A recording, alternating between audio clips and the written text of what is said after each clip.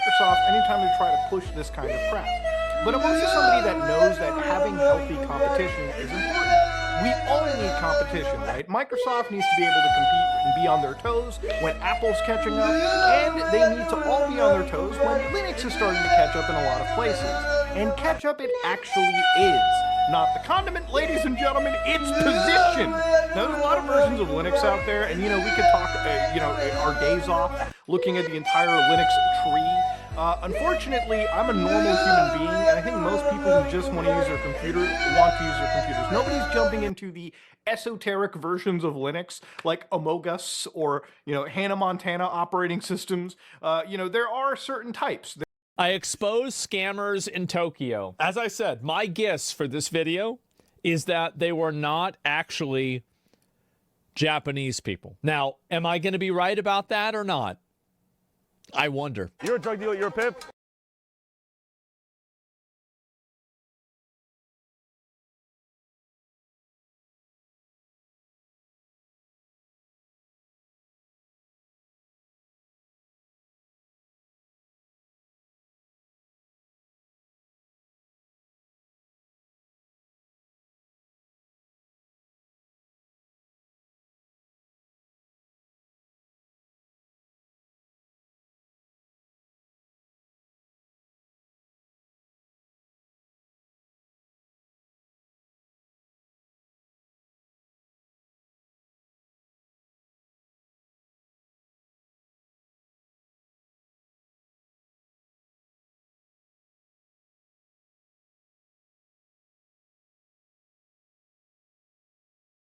It's crazy because you come to Japan and you've been attacked by African scammers. Oh, hey! Jesus. Why is there a gang of African thugs scamming, robbing, drugging, and beating tourists in one of the most famous nightlife districts in Tokyo? Why the fuck did they put up with this? It's amazing how the whole world is just totally cucked by this garbage. The safest and most ethnically homogenous countries on Earth. Oh my God. They drugged me. My wallet. Oh my God. They drugged me. Countries on Earth.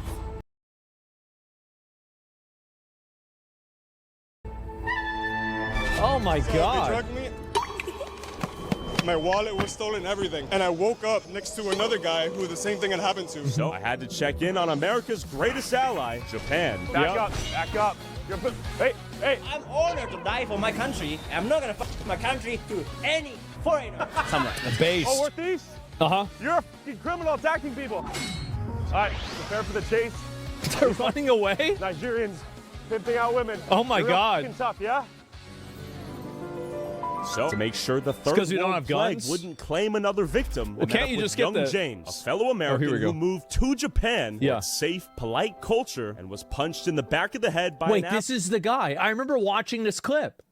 African scammer while walking. Look at him, bro. Why would you even do this? Who is this guy? While walking through Kabukicho. I think your friend behind us, legit. I swear to God, I think it's your friend. I think we found our friend here. Bro, be careful with your camera, please. You know what you're doing now. Huh? Be careful with your camera. There is camera there now. I see you. Camera? I'm warning you now. What do you mean you're on to me? On to me for what? On to me for what? Why don't they just have the police come by and just round all these people up and put them in jail? That's what's so crazy to me is like, I feel like this is such a simple solution. You just drive around and you're like, oh, this guy's causing a bunch of problems. All right, come with us. That's what you do. You just go get him. Yeah. Keep walking, Buster. Fucking clowns out.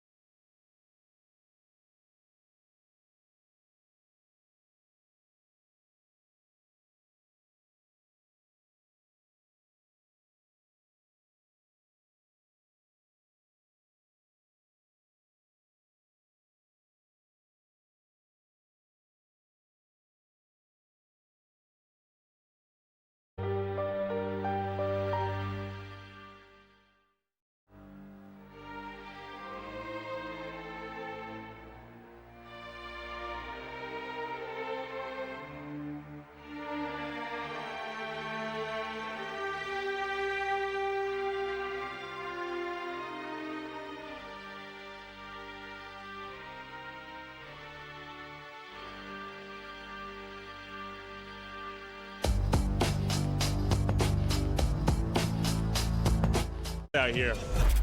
It's just it's sad for me to see high trust, high value, great societies that are being basically cucked by these complete savages that come into the country. They scam the citizens, they commit violence, they break the law, they're just causing problems, they're hostile, they're aggressive. Like, what the hell is going on? Just go get rid of them. Because you can't, the thing is, you can't have a culture that has these values whenever you have these people in it. You can do one or the other, but you can't do both.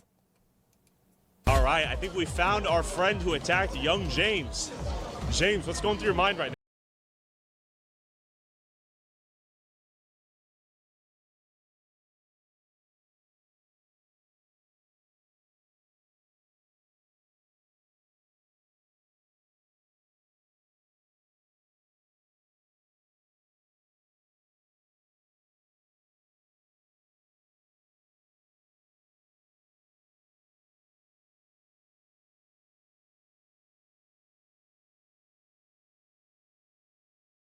I think we found him. I'm just trying to get out. You're like, I need- There's a common misconception about Japan. A lot of people say that it's illegal to film in public. It's illegal to film other people. It's probably actually not true. They can ask for their faces to be blurred. Sure. But if anybody tells you you can't film here, you can't film here, that's a lie. They don't know what the they're talking about. They're assuming that you don't know what you're doing because you're just a foreigner here anyways. So Try to tell you whatever. I'm speaking with you is because I saw a video of you getting punched in the back of the head by who? What the fuck? by a tout, apparently is what they're called. In Japanese, tout? we call it kyakuhiki, which means like a catcher. They try to get people into their bars and offer drugs to people and such in the nightlife areas of Tokyo. Oh, yeah. This is definitely, yeah, guys. This is totally somewhere I'd want to go. Let's go down here into the basement fucking strip club here. Uh-huh. Such in the nightlife areas of I don't Tokyo. think so. Yeah, in the past they called it the red light district. These days they say that it's actually cleaned up a bunch. This is where all the now hoes they are? call it a nightlife area, more or less. But amongst Japanese people, this is definitely known as the most dangerous area in Tokyo. Which goes to show how safe at large Japan actually is. 100%. It's a pretty nice area. In this area, Kabukicho specifically,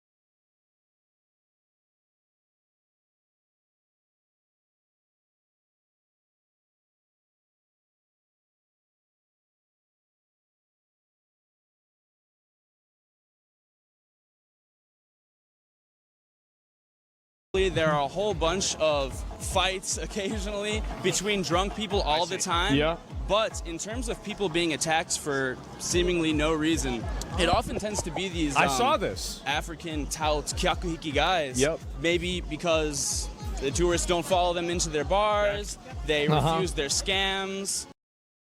The tourists don't follow them into their bars, they refuse their scams. They get scammed out of money and then they fight back and they get beat up, which is really sad, and it's been an issue for many years now. Definitely. Yeah, I mean, what they need to do, as I said, they just need to just go and get the police, round all these fuckers up and get rid of them. Either deport them or put them in jail. Like, people are just a public fucking nuisance, if anything. They're just a problem. See one of your friends to my left over here. Yeah. I hope they don't bother us anymore. You know, I'm not trying to bother anyone, just like I was in my video. I was minding my own business. Of course. Basically, the guy was really angry that he happened to get in my shot and he didn't want to be on camera. He was barely in your shot, too. He was creeping and crawling. He almost wanted it. Yeah, he was mad as Japanese fuck, man. News outlets. It's been all over social media. It's nuts. So, from my understanding, look who it is.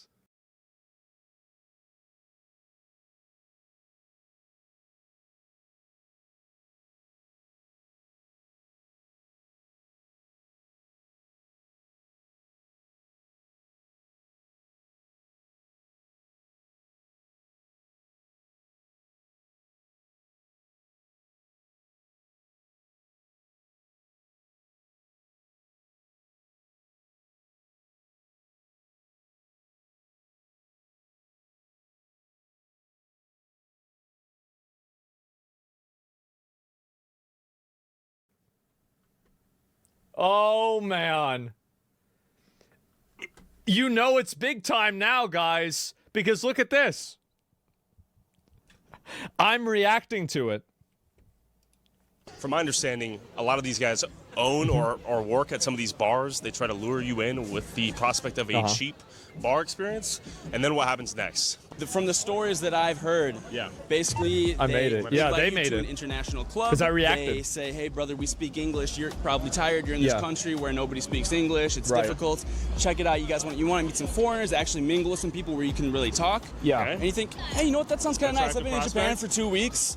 This guy seems really friendly. And you say, yeah, you know what? I'll follow you to your international club or bar. Yeah, you go inside. Uh-oh. And there's a couple different things that may happen. The most common one that I've heard is they tell you one price at the door or something like that. Drinks are this much. There's a small door fee. And then they give you the tab, and the tab is much higher. If you try to dispute it, they block the door. They don't let you leave until you pay the tab. And you'll hear you'll read constant. This is the thing. They just rob you, basically. So they just go and rob you. Stories of people talking about getting drugged, so they go That was Sora AI? Oh, wait, I thought that was real life.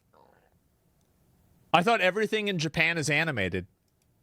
Bars, they meet some English-speaking women, maybe they're Filipina, maybe they're Thai or whatever. Yeah. They go there, next thing they know, it's 2 days later, they wake up, they don't have their wallet, they don't have their keys, they don't have their passports. All of their stuff was stolen. Even though there are very, very few foreigners here as compared to other countries, still the foreigners here are very, very adamant about implementing their culture here.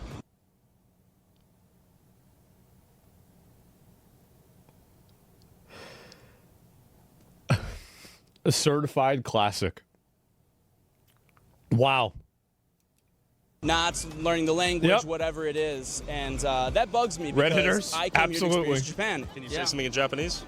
Minasan konnichiwa, yoroshiku onegaishimasu. Getting circled, bro. Japanese as possible. Seemed pretty good. Circling us like meat in the Is that water. never on? Fair enough. Should we move? Yep. Yeah, we should. I'm like, Is that a wild I'm never annoyed on? right now that we have to feel that's the death direction. By the girl. Japan is an incredibly safe country. Wait, so what are these signs saying? Because I remember I had a friend, he said he went to Taiwan or something like that, and these hookers would just be out there with signs, and you could just figure out, like, it'd say how big their boobs are, and, like, stuff that they would do for you. Is that this, too? Yeah, he was in the Navy. It's an incredibly safe country. It really is just this area, so you have that to be thankful for. Because really, I'm not saying this to pander. There are a lot of Japanese people and Chinese kyakuhiki as well who also try to offer you things, get you to follow. Chinese. Uh-oh. Most people who are trying to get you to follow them into your bars are selling some shit, scamming. And let's be honest, we know the places that are really badass and the most popular bars, restaurants around the world, they don't need to put people out on the street, hey, follow us. Yeah, true. The food speaks for itself. People are lined up out the door, so yeah. That's true. For clarity, Same with no Austin. joke, as we're walking around here, I'm keeping my head on a swivel. Yeah. With the camera, you have to. No, you have to, totally. And they're aware of us fully with the camera. Uh-oh. Hey, man, when I was hitting the back of the head, I mean, that dude had a running start. Ran up and hit me right in the back of the head. That's a very dangerous area to be hit. I mean, there's a reason that in boxing and MMA, they don't allow you to hit to the back of the head. So. And if I get hit in the head and I go to the police, what will they say? They will likely say, what were you doing? How did you get hit in the head? Why? What made them hit you in the head? Okay. And then they will say, be safe. This area is dangerous. You should know that. There are streetcars running around occasionally that give announcements that say, be careful, don't follow anybody. This is basically what the police did to me. They victim blamed me. 日本は本当に安全な国で、こうして安心して暮らせることに感謝してます。でも、 But in Kabukicho, or however, you can't let your guard down. And I learned it the hard way this time. Even though I did that, I woke up the next day to a whole bunch of my subscribers. Japan has Karen police too. I think that the problem is that a lot of them don't really understand if it's bad. And I think that they also are... I think the problem is that sometimes a country is so successful that the success ends up defeating the country's morale and the country's ability to defend itself and ward off threats. Because they're so used to being in such a high position of privilege, safety, comfort, and trust that when something comes into their space that's not like that, they're not even mentally poised to be able to react to it in the right way. I think this is in Sweden, it's in Korea, it's in a lot of American states, or at least cities. It's in Europe. It's in a lot of these places. They forgot how to they forgot how to PvP, exactly.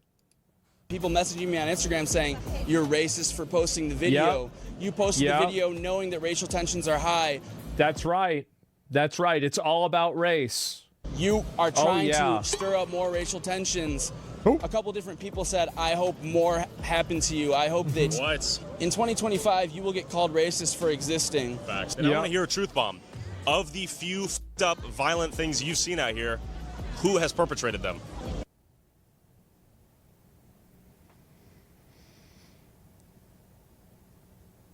Oh boy.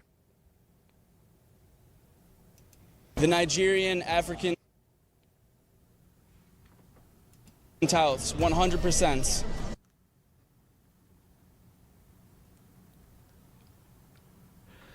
I am so glad that we are in a position now that we can just call this out for what it is. If there's a group of people that are causing problems, just because they're all of the same ethnicity, it doesn't mean that you shouldn't be able to talk about it. If these people are causing problems, they're causing problems. It doesn't matter if they're white, black, Asian, Hispanic, or anything, Arab. Yeah, it doesn't matter. You're causing problems. You can't be doing this. It's nuts. And while we were walking around, my professional bodyguards... Because I feel like for a really long time, this was like a thing that you had to talk around. You couldn't actually acknowledge the obvious truth of this, but you had to just say like, oh, well, you know, it's these other people and, you know, yeah, crime's really bad now. No, it's these fucking migrants from these third world shitholes that they come from, bringing their third world shithole mentality, values, culture, and behavior into your first world country that is a high trust, high value country, and they're turning it into the same shitholes that they came from. That's what it is. That's clearly what's going on. Everybody knows it. We're all looking at it on video. It's not like this is a big fucking secret. Oh, why is this happening? How could this happen? What's going on? It's obvious. Everybody knows this, but people for so many years had to pretend and play dumb like we didn't know exactly what's going on. Thank God that finally we can just say it. Of course. Get them the fuck out of here. Into the crowd and were performing a risk assessment of how many African scammers were out here, if they had a network of informants on the ground, and to see if we could get out of here alive if we got ambushed. Peripheral scope, how many of them are there? 25 to 30 down on the bottom corner of where we walked up the hill. Yep. There's the right hand turn there, and they're all congregated on them two corners. And could we take them in a scrap? Well, there's 4 of us and 50 of them. Good luck. To that side, you know, they've got more on another street corner, so we are heavy outnumbered. Every single person that was like engaging with you, they would move to the corner of that square as you would leave the square and just eye you down with their phones out, just like paying attention to where your movements are. So we went back out and tried to give these African touts a chance to speak for themselves. Question, gentlemen. Question, gentlemen. Can I interview you guys? Can I interview you guys on video? No? Okay, I got him. But it quickly became clear that they tended to congregate in front of the family marts and hated the mere sight of my camera. Where's my friend? Yeah, big surprise. Yeah, they're camping the spots where families are going to go because it's easier. Excuse me, sir. Excuse me, boss. Excuse me, boss. Wondering if can I interview you? For a YouTube video, we're trying to interview people of different walks of life out here. You know what's going on in the street now, right? What's up? Interviewing people. Don't interview me. No, we people of different walks of life out here. You know what's going on in the street now, right? What's up? Interviewing people. Don't interview me. No, we just want to interview. We just want to interview. Take it away. Here we go. We're trying to do a documentary about... So it's a convenience store? Oh, okay. No. We're trying to do interviews for a documentary. Oh, big surprise. They don't want to talk. We're trying to do a documentary about... So it's a convenience store? Oh, okay. No. We're trying to do interviews for a documentary. Oh, big surprise. They don't want to talk to you. I wonder why. We'll speak to people from different places in Japan. Yeah, I wonder why. As touts. We just want to interview. Just want to interview. Why are you taking that video? I just want to interview. What? I just want to interview you. You can see, what's funny is that look at the Japanese people next to him. This guy's like, what the fuck is going on? I just want to interview. He's like, what the fuck is this? Who is this guy? Man, I'm black. I'm going to just.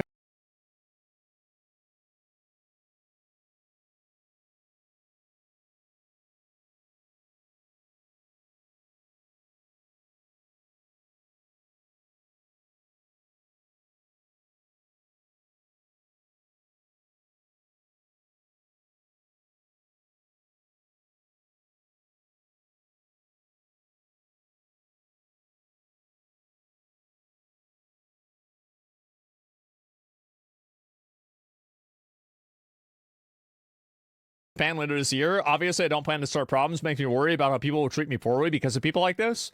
Oh, as a white person, I'd probably feel the same way. There's been a lot of annoying white people that have come to Japan also and caused problems. And I think this is the case, is that really, I mean, there is like an AOE cultural racial effect of doing that. Because like whenever you have a society that's like just constant, like Logan Paul, remember that? Yeah.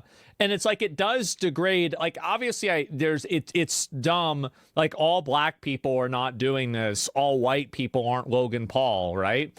But the problem is that, you know, to the people there, I mean, humans have evolved to be really good at pattern recognition. And so when this happens and you see it, you're going to have people that are going to be biased. They're going to be, you know, a little bit more xenophobic, maybe racially, maybe not racist, I would say, but racially hesitant. It's a big problem. What? I just want to interview you. Are you okay? Yeah, I'm good. I'm very good. Are you?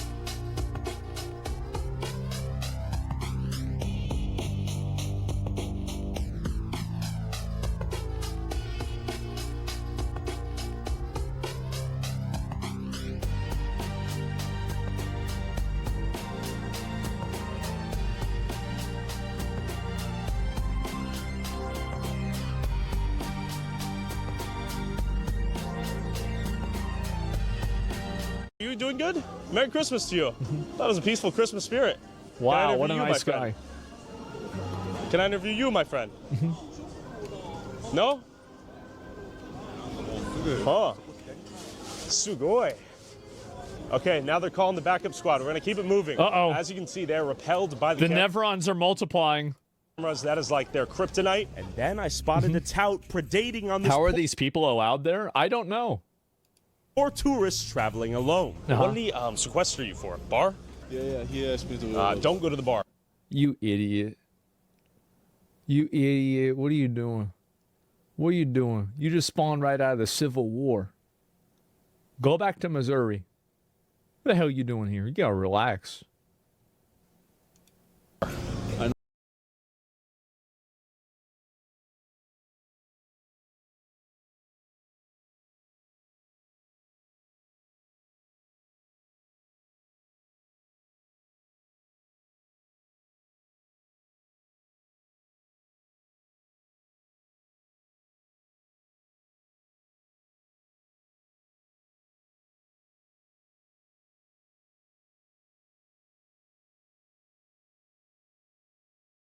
No. There's a notorious reputation for date raping people out here, giving them what?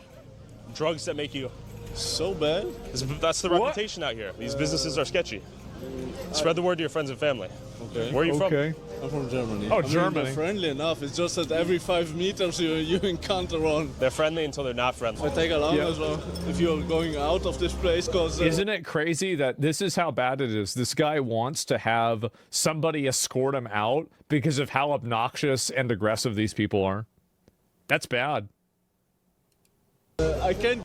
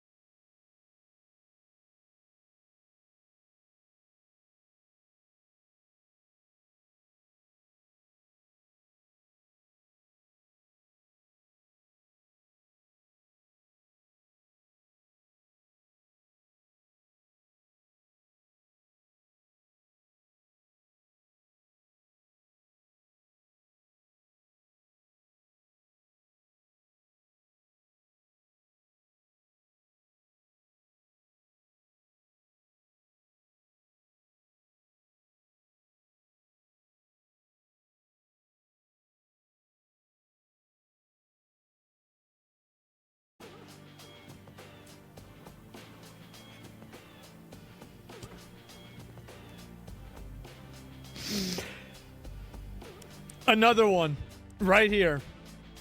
White male Karens, that's right. This is the equivalent of the middle-aged wine mom watching The View. The male version is the pretend friendly late 20s to 30s, white man with a... Were victim of a criminal organization orchestrated by the Yakuza. Oh, God.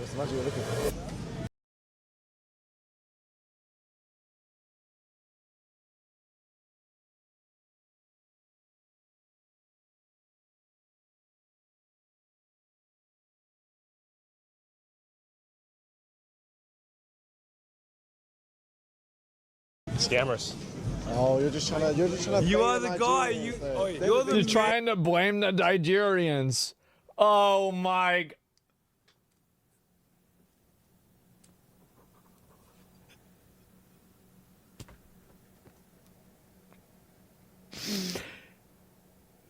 Another one right here. White male Karens, that's right. This is the equivalent of the middle-aged wine mom watching The View. The male version is the pretend friendly late 20s to 30s, white man with a performative personality that wears his politics on his shoulder as a mating strategy. This is it. We used to have a word for them, but we can't use that word anymore. They're the victims, trust me. That's debatable. Debatable. How is it not debatable? How are they not? Yeah. Look, the Nigerians, they're the victims, okay? They're the slaves of the Yakuza. They're not here to, like... Because they're black? Like, what do you mean? Scam people, right? They're not here to scam bring people. them over and make them do the jobs. Like, it's not them, bro. They're coming over from a country where they have nothing, yeah? And they're getting brought over by the criminals. Maybe. No, it's Some not. suspect the Yakuza are involved. What are we doing? They're out there scamming people. Just go get them. Right, we don't know that for a fact. That would be a more interesting story, yeah. Yeah, but then... Do you think the Yakuza are trafficking them here? Absolutely. Really? Okay. Of course. Do you think these Nigerians are coming over from Africa to sell drugs to Japanese people? No. Yeah. Why is that crazy to think? I mean, they do this shit in Europe. Like, is the Yakuza in Europe? Like, how is it that these people are doing it everywhere, apparently in Europe and Japan, but somehow it's all the Yakuza? Like, it's mental gymnastics. Exactly. I think that people like this are just afraid of acknowledging any sort of anything that seems like it could create a racial disparity. That's it. That's why they're afraid. Not Japanese people, tourists. To tourists, to Japanese people, whatever. They're all homeless, right? They all have a boss who's making them do selling all of these drugs. They're literally below minimum wage, right? Give them a little bit of grace. That's all I ask. Give them a little bit of grace. We're gonna try to talk. None. Absolutely none. Get every single one of them, round them up, lock them up. That's how you do it. Get them out. To them. That's our goal. At the end of the day. Literally below minimum wage, right? Give them a little bit of grace. That's all I ask. Give them a little bit of grace. We're gonna try to talk. None. Absolutely none. Get every single one of them, round them up, lock them up. That's how you do it. Get them out. To them. That's our goal. At the end of the day, I don't think anyone's forcing them to be here in Japan. I think the door is wide open back home in Nigeria or Guyana, whatever it is. And if you're bringing havoc, chaos, and crime, I think it's probably about time you go back home. No. Yeah. Yeah, it's true. Yeah, exactly. Yeah. Amount of sob story justifies aggressing and criminalizing. It's so fucking pathetic. The justifications for why it's okay. Go easy on the scammers because they had a hard life. Trust me, if it was up to me, it would be a lot harder. And if it was up to anybody that had any sense of dignity, self-respect, or any degree of patriotism, it would be a lot fucking harder. But unfortunately, we have too many of these cucked, losers that are out there that are trying to preach empathy to the people that are scamming everybody else. Jesus Christ. The native population. So pathetic. I hate those then people. We stumbled upon the same guy who attacked young James again. He seems to be the attack dog of the gang, doing the dirty work of beating anyone in the area holding a camera. That's our boy. My friend. Uh-oh. My friend. Come talk to me. Go get him. Go get it. My friend. Get his ass. Why are you punching people in the face? Why are you attacking people? Why are you attacking people, huh? Why are you attacking tourists? Why are you punching tourists? It could be a higher org they're working for. Who cares if it's why do you even care about whether it's a higher org? They're out there scamming people and hitting people. Just go get them. That's the end of the conversation. They're clearly causing problems. Just go get them. Yeah, what are we doing? This guy right here. What's your fucking problem? And show yourself. Show your fucking self. You're real tough one-on-one, huh? You're real fucking tough one-on-one. You attack people for no fucking reason out here. You, man. And you'll notice he too is almost geofenced in the area surrounding the Family Mart. This guy right here. The Family Mart. He's camping. Beater. We got footage of him in 4K beating people down. You are sick. You know that? You are a dirty bastard. He's not as aggressive as he is because there's more than one person. He's looking real tough. Look, hey. Don't touch it. Don't touch it. Don't touch it. And the thing is, what I find to be funny is that you do have some people. Read this here. You know that? You are a dirty bastard. He's not as aggressive as he is because there's more than one person. He's looking real tough. Look, hey. Don't touch it. Don't touch it. Don't touch it. And the thing is, what I find to be funny is that you do have some people. Read this here. Read this here. This is funny. This is somebody that's been in chat. You've been getting upset about this. Grown man asking how people talk about Tyler's Karen ass. So do you think that these Nigerian scammers are bad faith actors in the Japanese community and actively trying to cause problems and be violent?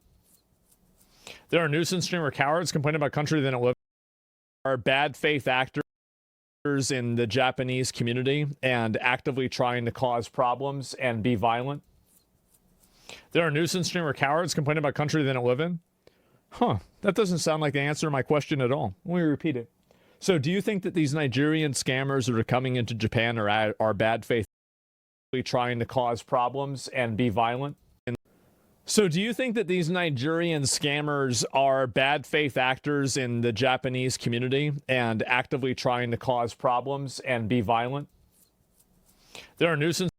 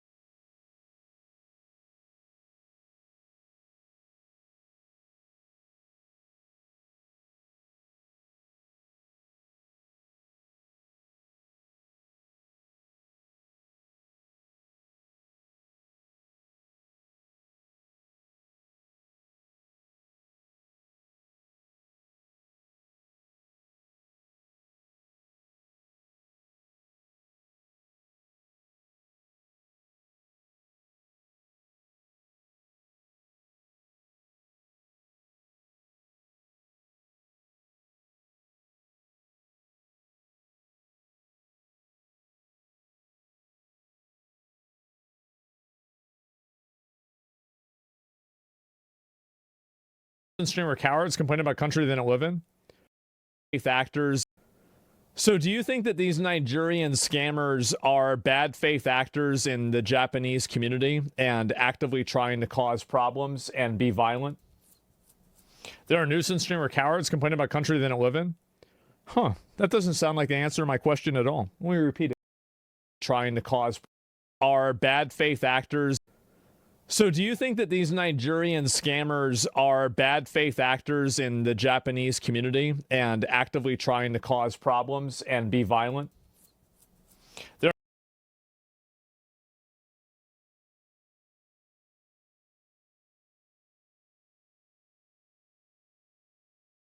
are nuisance streamer cowards complaining about country they don't live in? That doesn't sound like the answer to my question at all. Let me repeat it. So do you think that these Nigerian scammers that are coming into Japan are bad faith actors and are intentionally coming to take advantage of and be violent and intimidate people in Japan and cause problems? Let me ask you the same question again. I mean, you were sitting in here causing trouble. Yes, and so are the streamers? Really? Okay, so there's streamers causing problems too. So why hasn't Japan gotten rid of these guys? So like you agree. So then you agree with the fact that these guys are bad. They're causing problems. But the real thing that you have an issue with is the fact that Tyler Oliveira is recording them. That's the thing you're upset about. Let me ask you something. So you've acknowledged now that these people are a blight and a problem inside of Japan. Don't you think that it's helping them that you have more people coming out talking about this, trying to hold them accountable, raise awareness for this? It's naive to suggest they're bad faith or agents of the Yakuza because the Japanese government allows the Yakuza to engage in criminal activity. As long as they don't target Japanese citizens, they use non-Japanese actors to avoid policing as well. Debate someone, you coward, quit running away. It sure seems. It looks like we're debating you right now. It seems like you're the one running away. You're the one arguing about this over and over. So this is the problem: is that you're deflecting, and because you know what's going on. You're trying to argue and fight with me. And also this, oh, I followed you for a long time and now it's disappointing. You followed me in February. I mean, let's be honest. I was doing the same stuff in February that I'm doing today. So you're just getting here, getting mad, getting your feelings hurt, upset about this, masturbate, imaginary rage bait crimes. It's so crazy. All you're doing is getting mad. I don't know how. We got to have the mods do a better job, okay? We really do have to have the mods do a better job because there are a lot of these agitators and these retards that come into chat every day, and somehow they never really get banned. I see this all the time. There's always these people that are constant, annoying, obnoxious people, and nothing ever happens to them. But anyway, yeah, you're going to get banned. It's obvious that this guy is, trying to actually help these people. And I think that a lot of the Japanese people probably appreciate it. You're right that there's some people that view it as voyeurism and it's problematic. But at the end of the day, I think that the Japanese people probably resent the Nigerian scammers a lot more than the people who are going over to try to stop the Nigerian scammers. That's it. He's more butthurt about the, yeah, this is the inversion of value that people like this have, is that instead of being angry at the people that are doing the scams and the people that are being violent and aggressive, you're actually getting mad at the people that are calling it out. This is the inversion of empathy, the inversion of logic, the inversion of all rationality that I cannot stop talking about because it just can't stop happening. These people they're addicted to cucking themselves. They're addicted to cucking themselves and siding with criminals. Isn't it exhausting? You can't go around punching people in the face and act like they're not going to come back, huh? As he fled our shaming ritual, this violent thug tried to lead us straight into an ambush across the street. I bet he His is. other criminal associates were ready to outnumber and ambush us. No more! No more! It's the Go same back people, home. yeah, the same people that are mad about covering scammers from Minneapolis. Yeah, that's all they do is they just side with criminals and retards because they are criminals and retards. That's the reason why. Yeah. Virtue signaling cucks? Absolutely. Huh? Oh, come. I'm not a dumbass. They want us to go meet their 500 buddies in the alleys. They Oh, think we were wow. born yesterday. Look, he had to recruit. All right, we gotta go. Now just like he pulled up on you. Yeah. We met another foreigner who moved to Japan that also had a nasty experience with these touts. Come over here. I love you too, bud.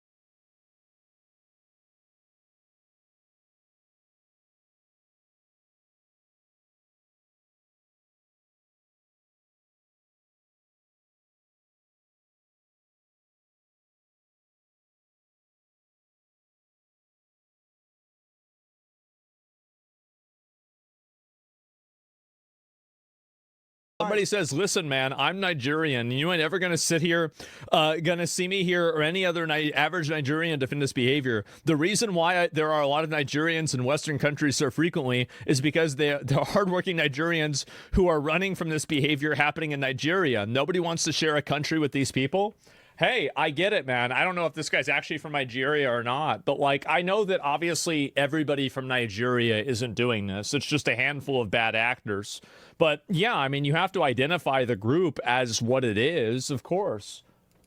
Sorry, shouldn't mince words. Like, oh, what's going on? Where you from? Where you from? I'm from Miami. And you're badass bodyguard. Right. Why are you here? We're investigating the touts. You watch the videos. Oh. I was walking, right? And they're like, yo, can I have a second? I'm like, please leave me alone. Please leave me alone.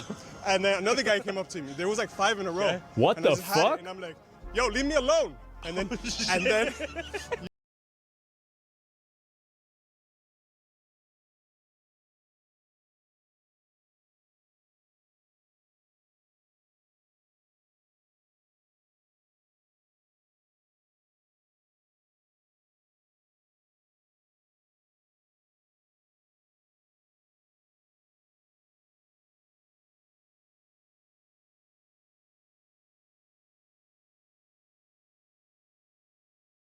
yeah, bro, and then he started following me like that. He started Jesus. following me. And then I'm like, bro, you good, man? And so I turned around. So he started following me again. He's like, I'm gonna beat your ass, bro. What? And I'm like, I just kept. Do you know what he looked at? Did you get Probably. No, I didn't. But if we go there, I could identify him. Yeah, let's go. Join our party? Yeah, let's do it. Join our party? He out there.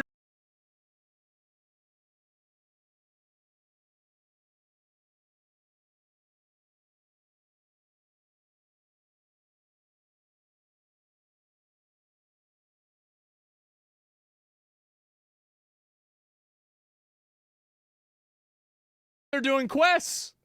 All right, welcome to the party. What's your name? Oh my God. Right over there by the family. He out there doing quests.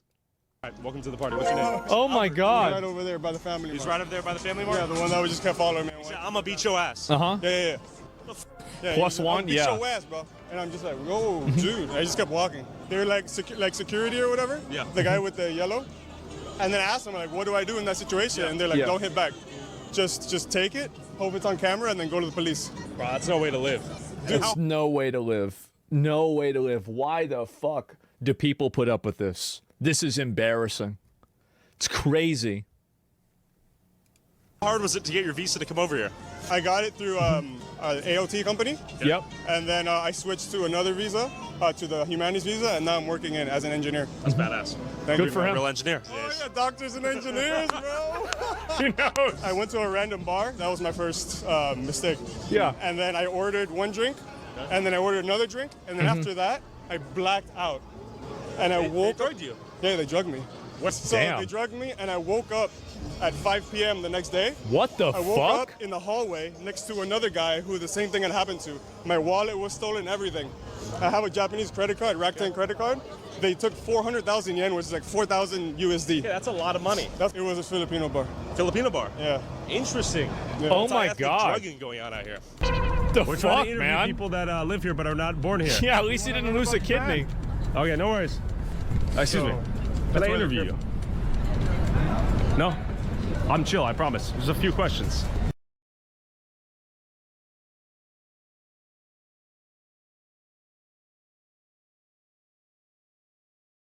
What's up?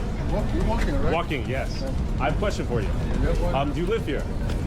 No, sorry. No? No. I don't want to entertain any question from you. We're trying to ask people that live here but are not from here. Hey, stop, please. Okay, we're just doing interviews, you know what I mean? That's crazy. Yeah. So we're trying to talk to people that live here but are not from here for an interview. Ask them about their life in Japan. Yep. For a little interview? I see. What a Okay, racist. sorry. Of course. How you doing? Doing good, man. Good to meet you. Huh? How are you? Oh, we're cooked. We're cooked. Immediately. Is that bar? Question for you. I'm gone. Why are you hanging camera? It's on my... Yeah, I mean... They really don't like these cameras, man. They don't at all. See, I'm the camera. If I touch you. Shake my hand. Okay, this shoulder cam is a killer. it was clear the only way to see what was really going on here You gotta go in one. undercover as a drunk tourist, get lured Oh, jeez. They're gonna up the ante, huh? into these bars and see if they drug me, rob me, or sell me something on their secret menu. Yeah. But real quick, when you travel... The reason why they're so good at resisting the idea of the interview is they're professional underlings of the Yakuza. Like, I don't... So, like, I'm just going to pull this up real quick. You do agree that the police should just go and round all these guys up and get rid of them, right? Either deport them or imprison them immediately.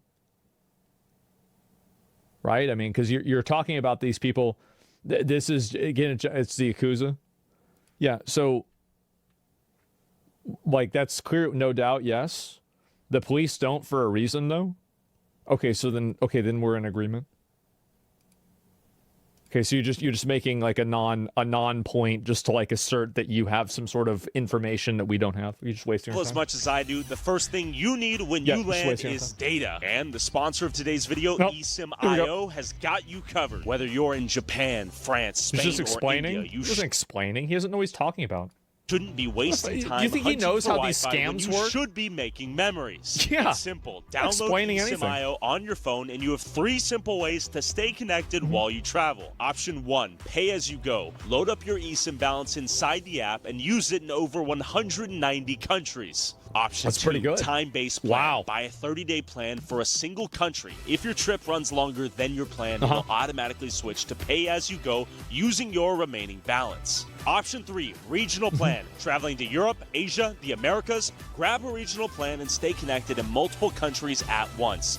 A Europe plan covers all of these countries. Their OneSIM feature lets you install their eSIM once and use it forever. No more juggling 20 eSIM cards across your trip. Any leftover balance, it rolls over to your next adventure. Top up and get 50% cash back instantly. So I love how, by the way, they use the top up thing. That's from Gacha games. I don't know how they've changed the, put money into your account, and they've used this new vocabulary to make people not realize what it actually is. The link in the description or scan the QR code on screen to download eSIM.io and get $5 worth of data free. Thanks, eSIM.io. Back to Tokyo. We come in there super meek, super weak. Like we're just willing to get robbed. And then if they try to rob us, we kind of let them rob. And then boom, they come out of nowhere, save the day. Let's get robbed. Well, the 1 or 2 times I have had to come here, I was harassed by crazy touts, drunk people, just a bunch of idiots that I don't want to involve myself with. And my friend got mugged here by knife point, so. And that is very unusual when you consider Japanese hospitality and their reputation for safety. Totally. Whatever your instincts tell you to do the opposite. And I think we'll end up in a hairy situation. We're gonna go to the bar that James had someone email him saying they were... Do the opposite just to make things as bad as possible for content. Perfect. Drug? Yep. A day and a half later, his wallet, passport were gone. Day and a half? Yes, he purposely Holy dropped. sh! And as James and I pulled up to Kabukicho, undercover as stupid American tourists trying to pick up some Japanese girls, we immediately stumbled upon a pimp lingering on the street waiting for perfect victims like us. What's up, G? How you doing, G? How's it going? What's good? Konbanwa. Konbanwa. How are you doing? Anybody who's trying to bring up this Yakuza thing, here's a very simple logical test, okay? What do you think the chances are that it's the Yakuza when these same scams manifest in every European country also in the same way? So if the Yakuza is the causal factor of these people doing these scams, then why are they doing the same scams everywhere else in Europe? You just think for 1 second. Really. Think for 1 second about this. My friend. I'm very, very good, man. Jesus. Where are you from? South Africa. Like that right here is like they have a bar where you can drink. It's so stupid. Yeah. Japanese girls. What kind of girl do you like? Japanese. Yeah, Japanese. I mean, I'm got that yellow you like fever. taking a look. You're taking a look?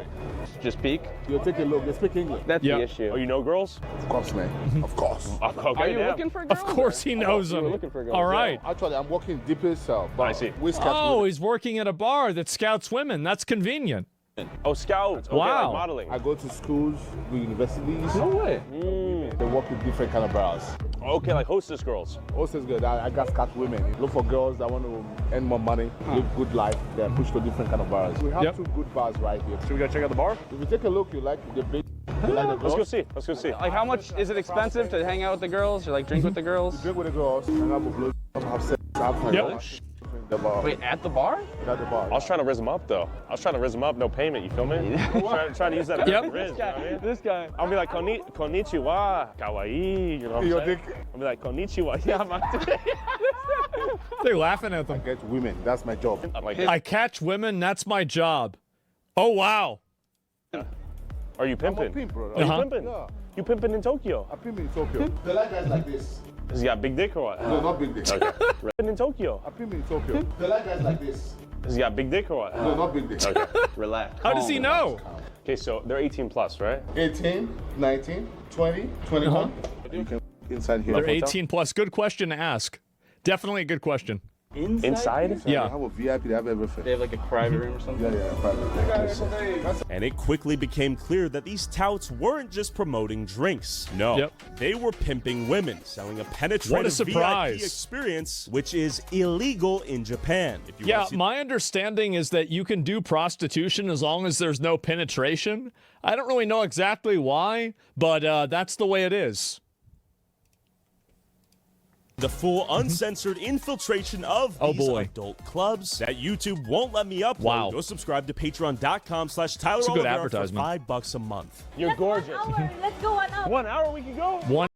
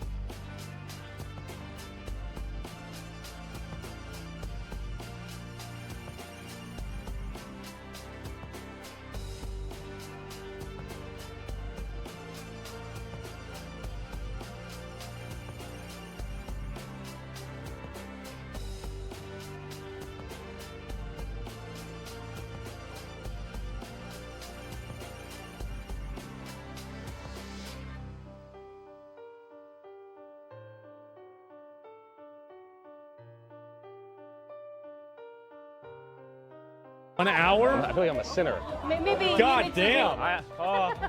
Hey, thank you so much. Thank you so much. Jesus, I love can't even you know, show sweet ass. anything? I gotta go though. Oh my God. Yeah. You need to wait a little bit. Well, we got up to leave after not buying the VIP package. The girl said we had to wait to say goodbye to the pimp who brought us here. I gotta go. Wait to say goodbye. Oh boy. Oh, I'm gonna make a mistake. She said you wait a little bit. That's okay, that's okay. Thank you though. I gotta go before I make a mistake, you know what I mean? These women were suspiciously insistent on extracting my swimmers. Frank will come to say thank you to you. That's okay, thank you. I have to, I appreciate you. Thank you so much. Listen to me. It's nobody will know. I swear to God. Yeah. She's lap dance. You will never experience. A lap dance you'll never. What the fuck? What is this?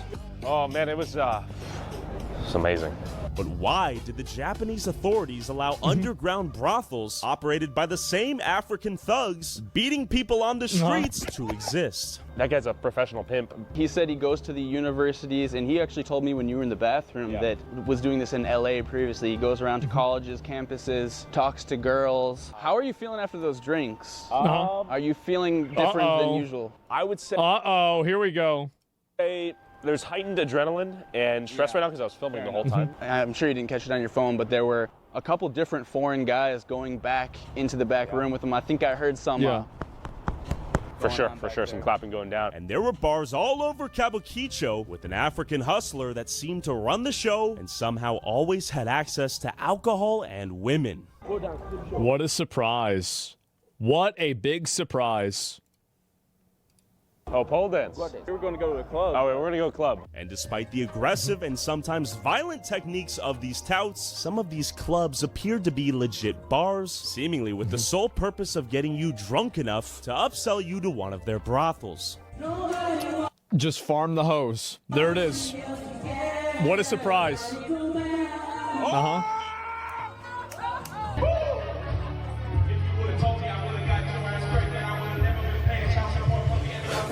What the fuck? What is he saying? Yeah. Tell me where. Damn. Oh my god. I'm just having too much fun. It seemed like all of the African-ran bars here led back to the real moneymaker, the VIP experience. What a surprise. I trust you. Is that what they call it now? I trust you. No, it's the same place. I came here. I already came here. It was prostitution. Oh. No, yes, drink. I'm back. He let me back. Welcome back. We met each other already. I told Welcome back. God let me back. Of course. I have to go though. You have to come. You don't have to go, you have to come. I told him I cannot do prostitution though. And there was more than one club out here offering VIP experiences. Is this a bar? Baru. You know, guys. You promise? Yeah. Arigato gozaimasu. For everything. Yeah. And what is your name? Tiger. I don't know. Arigato gozaimasu. Well, good to meet you. We had unlimited drinks. Yes. He said 4,000 though. My friend, you said 4,000 a piece, right? 4,000. Okay. We're gonna go home. They have wives and kids to talk to. If you didn't buy the VIP experience, a magical 5,000 yen service fee would be thrown onto your bill at the very end. I think you should go investigate this. I might have to. Yeah. They pull out a dusty menu that they never give to you while you're there drinking and point to the fine print at the bottom as if it were obvious. But I had, of course, already paid 4,000 yen for unlimited drinks for the next hour. Kabukicho was notorious for these service fee scams they try to finesse you with at the end. Yep. It's crazy how bad this is. Whether it's DoorDash or this, it's all the same. It's fucking annoying. You have a gun? Yep. That's their legal loophole? Yeah, I mean, like, again, it's just shit like this should just be illegal, right? I mean, like, what are we even talking about? Crazy how bad this is. Whether it's DoorDash or this, it's all the same. It's fucking annoying. You have a gun? Yep. That's their legal loophole? Yeah, I mean, like, again, it's just shit like this should just be illegal, right? I mean, like, what are we even talking about? It's so obvious they're doing this to scam people. It's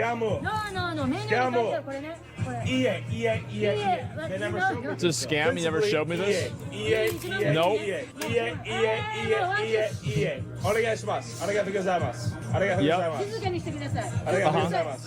Sorry, I have to settle my morals. Ichi 5007. Sometimes you're delivery guy, sometimes you're the food. Yeah. You're scamming me. You're scamming. Oh no! Now she's saying he's scamming her. He's gaslighting me now. Oh my god. No, they tried out a $5,000 service fee out of nowhere. $5,000? No, it was a scam. Tiger scammed me. Getting scammed right there. They added the 5,000 at the end. I said no. Yeah. She started calling someone on the phone in Japanese. She's saying, "Come fast, come fast, come." You following us now or no? Uh-oh. Do we think what we're doing here? Yeah, they're all fucking talking. He aggroed them. They're all following us. They're starting to follow us now. Should we get out of here or what? We're setting patterns. Yeah.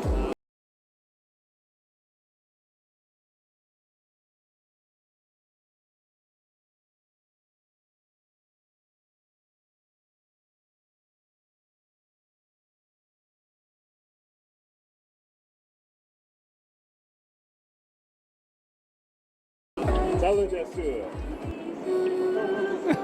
Okay, come. Let me show you one. Okay, let's go. Come on, wait, what? Beautiful women, beautiful alcohol, beautiful times. Boy, I don't like you. I don't like you. Talking to stupid guys like you. Oh, I'm a dumbass. You're go yourself. Sure. Dumb motherfucker. How about that? And then go back to fucking after. How about that?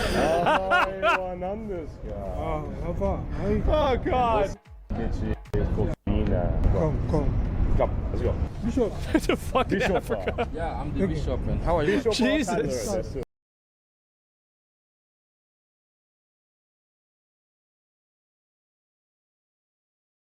discount. Thank you. Name discount. Bishop. Discount where? Tyler. Oh my God, thank you. We've been waiting to meet someone. Oh, let's go. Okay, let's go. My manager.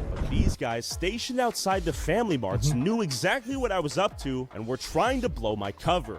This is the guy. You know this guy? This is the guy always taking for us. Are you sure? Are you sure? Cover. This is the guy. You know this guy? This is the guy always taking for us. Are you sure?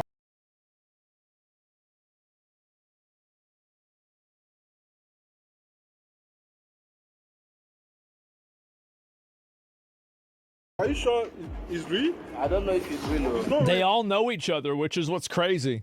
I'm telling you, bro. Yep. Really? It's the same as the ones in France, man. All right, sir. That's what's nuts is like, it doesn't matter whether it's Italy, you know, France, whether it's in fucking Japan. All of these scams seem to just be the same. It's the same guys, the same different like behaviors, the same types of scams. They're doing it over. Yeah, replicas. Exactly. It's a world tour. Yeah, in Minnesota. It's a little bit different in Minnesota. Needs to get a apartment set before I beat his ass myself because I don't like to disrespect. Yeah. They were following us. We're all compromised now. They were all starting, you know, congregating more in bigger groups on the corners. I underestimated how much prostitution was out here. So everything's a bar becomes a brothel. Yeah, it's wild. Snap of a finger. So, yeah, they've obviously worked out what we're trying to do, and clearly we've worked out what they do. And tomorrow is the final battle. It seems like. The final battle.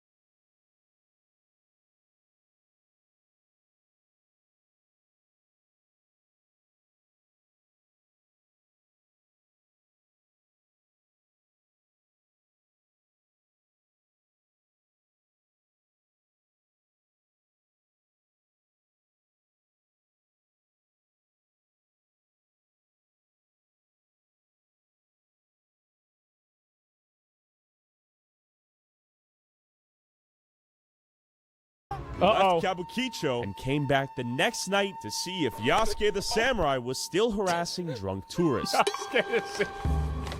Hey, my friend. Oh, jeez. Good to see you guys. How are you? How have you been? You can see he is just, bro, he knows, you know, bro, he not putting up with it. Hello. How are you? Do you think he'll hit someone again today? Do you think he's going to punch someone? Do you think you're going to hit someone again today? In the face again today? Let's go see. How you doing, my friend? Go get on WhatsApp to call him back up. Are you going to assault another person today, huh? Go back into the Family Mart. This is the spotter hole. The safe zone. Call the cops. You think you can get away with attacking people? Yeah. He punches people in the face, thinks he can get away with it. How you doing? How you doing? You gonna hit me? You gonna hit me like you hit our friend, huh? You gonna hit me like you hit our friend? And now they're recording each other. I'm a thief? You're stealing people's sense of safety. He punched our friend. Of course. Why? Nothing. He was walking through. Yeah. Don't touch me. Back up. Back up. Back up. Back the f up. Back up. You're a drug dealer. You're a pimp. You're a pimp. Hey. Don't do it. The f up.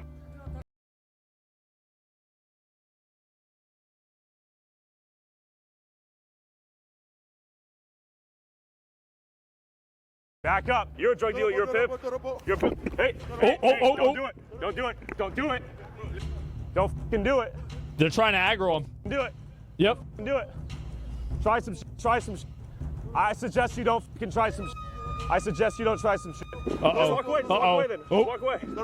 Just walk away. They're attacking people, punching them in the face, pimping. You're dealing drugs. What are you gonna do? What are you gonna do? What are you gonna do? You're real fucking tough, yeah? You're real fucking tough. Pimping out women. Look, it's our friend. It's our friend. It's our friend right here. Okay.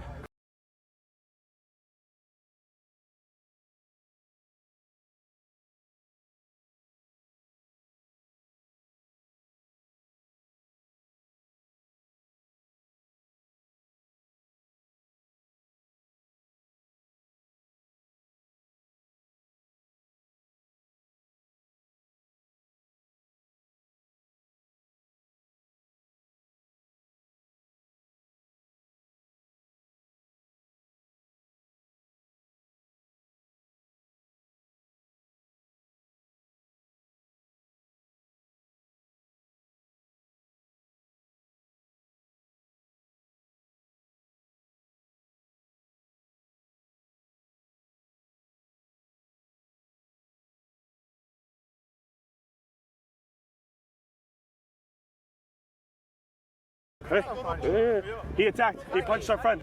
He punched our friend in the face. Yep. And then this innocent tourist trying to enjoy a drink in Kabukicho got caught in the crossfire.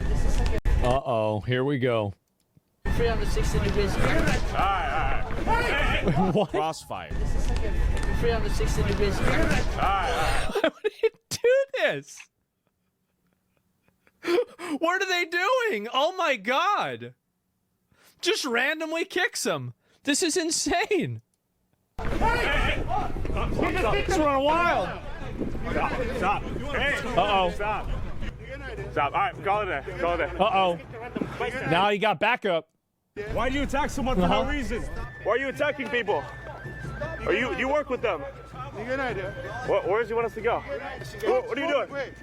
Who do you think you are? Prepare. Man. What is he?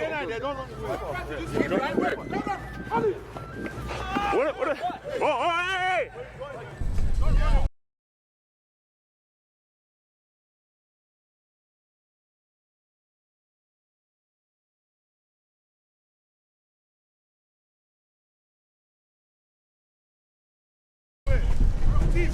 Oh, we're thieves? You're the thief. You're a f***ing criminal attacking people. Uh-oh. What are you doing? Okay, bye-bye. Go f*** yourself. Go back home to Africa. F*** you. Game over. Man.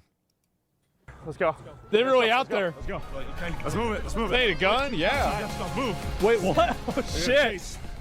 While the streets of Kabukicho are infested with a gang of Africans pimping, robbing, drugging, and beating anyone they want, while the Japanese government does nothing about it, Japan is still one of the safest and most ethnically homogenous countries in the world. But some Japanese patriots are worried that their tiny island nation could see what's happening in Kabukicho all over their country if they don't tighten immigration policy now before it's too late. This is a huge thing, is that the more that you let these people in, the more power they will wield, the more they will advocate for themselves. They will use an own group racial and ethnic bias to make all decisions. These people are not in Japan to make Japan a better place. They are in Japan to take advantage of it, to scam your people, and to make it worse. That's it. And the best thing that you can do is get rid of all of them. That's what you should do. Just deport them. Yep. It's that simple. Let me see. Is it what's the audio? Did the audio go away?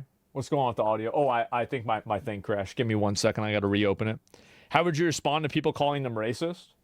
I wouldn't. It's just a worthless comment that doesn't matter. Who cares? It's racist. Who cares? It's obviously true. This is obviously what's going on. Anybody can see this. Before it's too late. Just take a look at Great Britain. So I met up with Japanese YouTuber Kenobi Ken and Joker the politician in the city of Kawaguchi that's become a hub for Kurdish refugees since the 90s, giving it one of the highest foreigner populations by percentage in all of Japan's cities. After an unemployed Kurd seeking refugee status sexually assaulted a 15-year-old girl, received a suspended sentence, and then went on to rape a 12-year-old girl, widespread anti-immigration protests in Japan erupted. That's right. You shouldn't have them.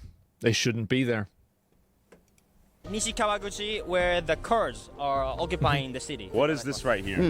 I think your point about is same people doing the same thing is absolutely pertinent. Yeah, it's the same problem. I'm advocating for a policy that puts Japanese people first. And what you call conservative tradition matters. Tell me about the current state of immigration here in Japan. 2つの人種が問題を起こしている。まず一つは中国人、チャイニーズ。だから、日本人とチャイニーズの違い、ジャパニーズとチャイニーズの違い、分からないかもしれないけど、僕らからしたら全く違う。なぜならば、僕らは民主主義国家で、資本主義国家である。まともな国家である。 They're a dangerous country. Oh shit. 共産主義でやばい国。 I'm gonna be honest. I've said this before. Like, this is not my battle to fight. This is inter-Asian, like, fucking racism. Who's right? Who's wrong? Who did what in World War II? World War I? 200 years? I don't know. I don't want to take a side. This is not my problem. This is not my fucking problem. I don't know. Whatever you're saying, yeah, totally true.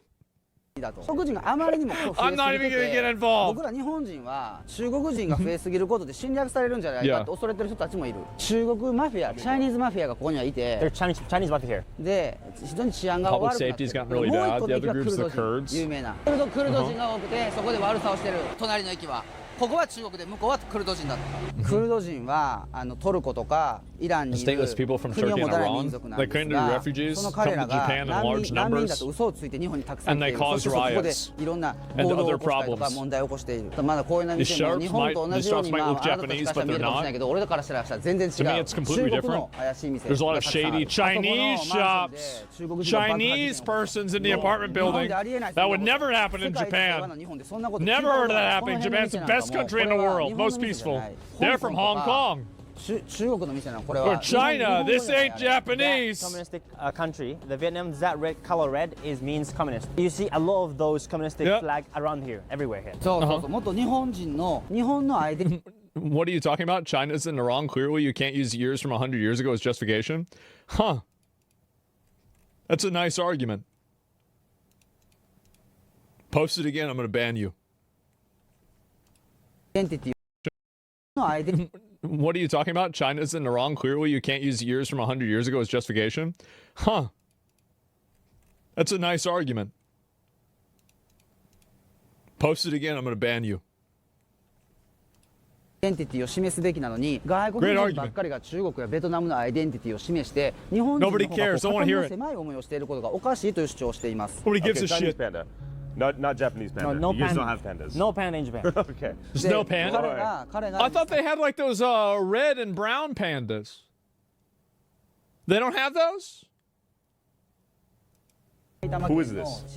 で彼が知事になってもう外国人が急増している彼はリベラル彼が彼のせいで外国人が増えただから That's why conservative politicians like me will defeat him. And while we were walking, I stumbled upon these Bangladeshi fellas chilling in the parking lot. So, do you work here or do you study here? I came here as a student, but now I have my own store.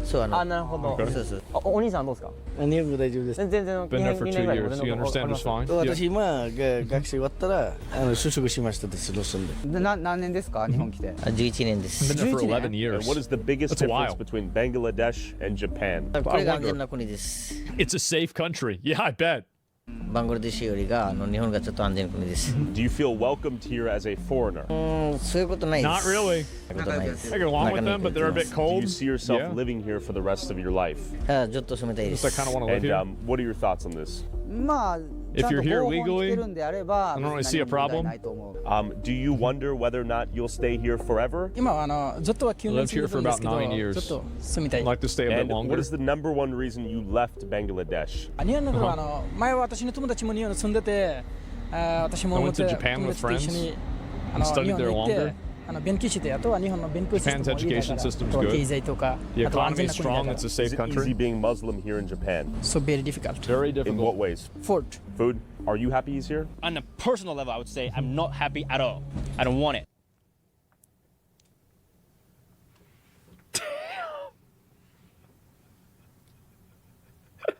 Damn. No, I'm not. I don't want him. Absolutely not. God damn. The reason why they be nice is because they're minority here. When they become big in number, I know they're gonna become a little aggressive. Their country's been really aggressive and dirty, and girls have been raped. Well, if you bring those people into my country, it's gonna happen the same thing. So I would say no. By the way, I completely agree with him. I totally agree with him. He totally is right about this. Absolutely. I don't want any migrants from a third world, especially Muslim country. Absolutely. Do you want more Muslims in Japan? No, まさか Why? 文化があまりにも違いすぎる Culture is too different. でそのハラル food. 食もそうだし Mosque あと been モスクも increasing 最近 lately 増えてきているそして隣の町の What 私 is the は戸 next 田にい town? るんですがモスク There's が a 一つあっ mosque nearby. てそのお祈りする日になったら On prayer ブワーッとイスラム教徒が Crowds 来 gather て and mess 環 up the 境を荒らして area. くる People 日 don't 本 like 人は it. 嫌がってるしとにかく環境が違いすぎることに違和感を感じてるでもそれだってイス Asian ラムが世界的に見ても一番危険な民族だと思っているし世界的に見て一番戦争も起こしているしそんな人たちが大量に入ってきたらせっかくこの島国で一番東しに極東の島国で最高の環境を作る僕たちの祖先が作ってくださったのに、それが崩されるということにみんな怒っている。Minnesota is an example. Yeah, I think Minnesota is a great example of it happening. Yeah, of course. Good Japanese or no? Their Japanese, after 11 years, very bad. I studied English for like 4 years. Your English is quite good. They barely speak Japanese.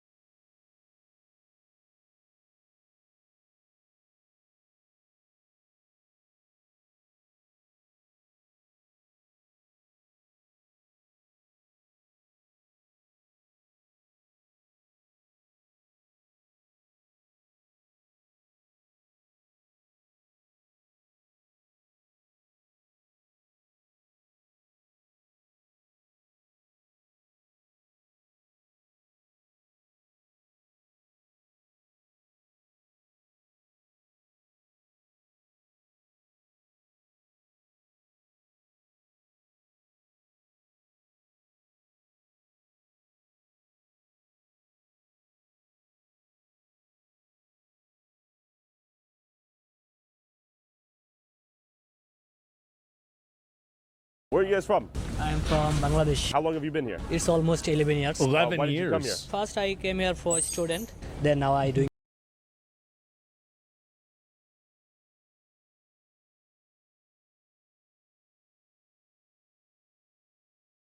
Here. It's almost 11 years. 11 why did you come years. here? First I came here for a student, then now I doing job. What do you work as? I work as a IT specialist. And what do you work as? I'm student now. What are you studying? Japanese linguist. It's I also very seen him fine. in Facebook and Seen him You know who Facebook? he is? yes, yes. 知ってますよ。あ、そう。 Do you agree with the idea of Japanese first? ね、俺のこと嫌いでしょ？